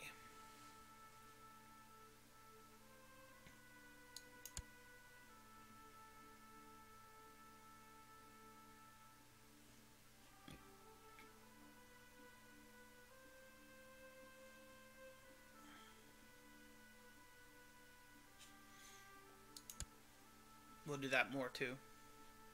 We'll turn on the Aztecs too. But we'll turn him on at the latest date. Just to see what they do. Actually, I don't know what it does in this random. Let's leave it off for the random. Exclave Independence? No. That's for crybabies who don't like having weird stuff going on. Oh no! My pretty borders! Chinese invasions. Chinese adventurers cannot spawn. Is there a default option? Like, what is this normal? What is this normally on? Is it normally off?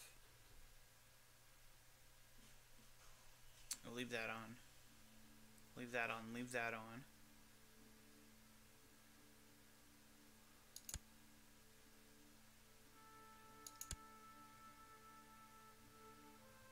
Like, is this normally off? I mean, right?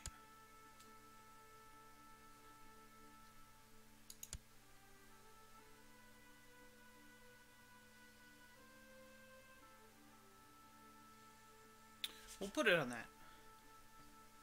Turkic conquerors will never rise now. That's, that seems dumb. Devil worshippers. I turned on no major invasions, so if that's the default, then yeah. Secret religious cults default. Okay. Non-epidemic diseases. More. Since we turned the other diseases on more. Shattered retreat on. Obviously. Army movement lock on. Obviously. That's just a positive change to the game. What about the Turkic conquerors? I mean, Timur showing up and killing everyone can be kind of weird, right? But I did turn the Mongols on, didn't I?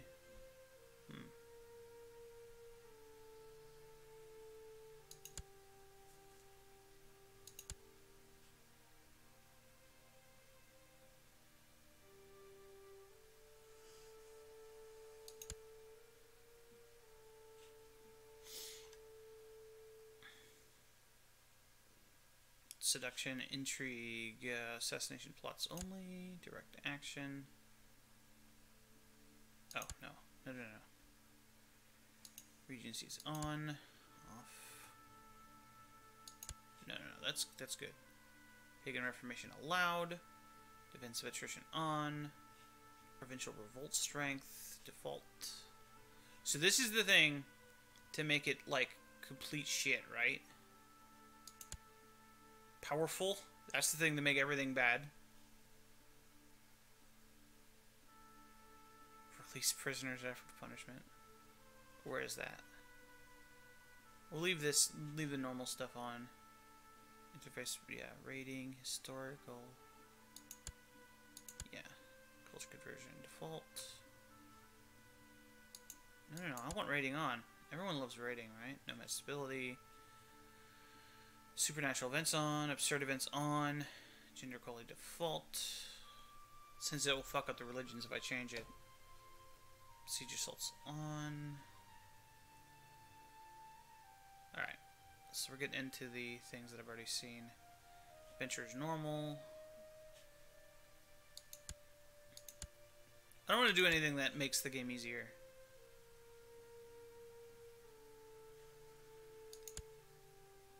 Obviously, these need to be off. This is random.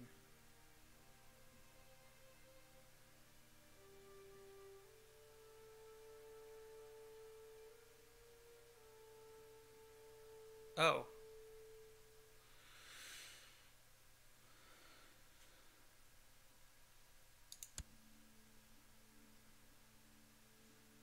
But that disables achievements.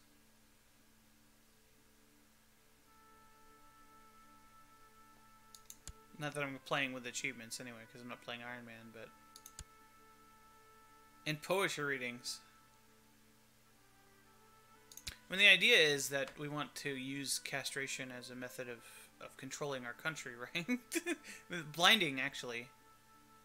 Chivas are dumb. I mean, if people like that, then, you know, it's not for me to say.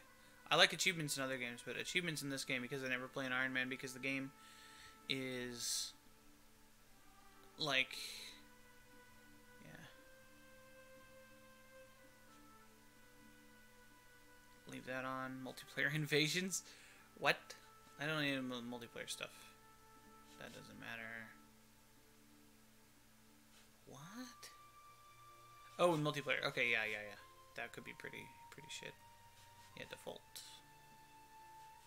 Yep. Yeah. Yes.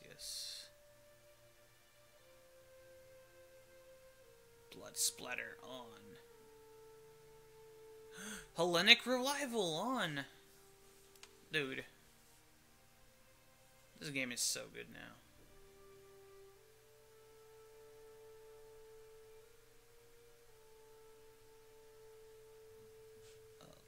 Allow.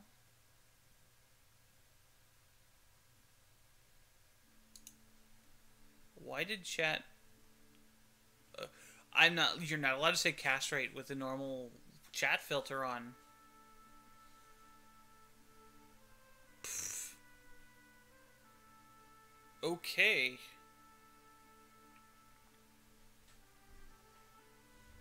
I think you should still get the thing is I think you should still get the tyranny for imprisoning them that many times for wanting to do that.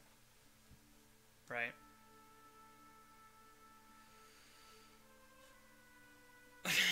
turned it off. I turned it off. It's a game mechanic. It probably would be like that if somebody was like, oh, homosexual in chat, right? But this, like that is the trait I picked for the character.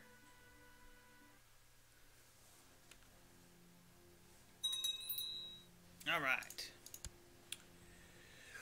Say blind characters cannot inherit titles, can blind and castrate prisoners, feudal government's the same as it's always been. Yes. Okay. Rite of passage, haruspicy, all that. Okay, so we are the... That's true, you do. I don't know. I felt like leaving everything on default. You're right, I probably should have turned it off, but too late now, because if I back out, it will give me a different world, so I need to save it here. And it's almost 1:30 in the morning. I hate to kind of just end on the selecting of the game, but we'll stream maybe tomorrow or the next day. If you guys want to give me some input about that, everybody watching, you can join the Discord. I linked into chat. I'll put another linko in there, and you can join there. Leave me ideas on what I want to do for the mega campaign or this campaign or whatever. And yeah, I'm going to end the stream here. Thanks everybody for coming. And I'm going to go eat something and then go to bed.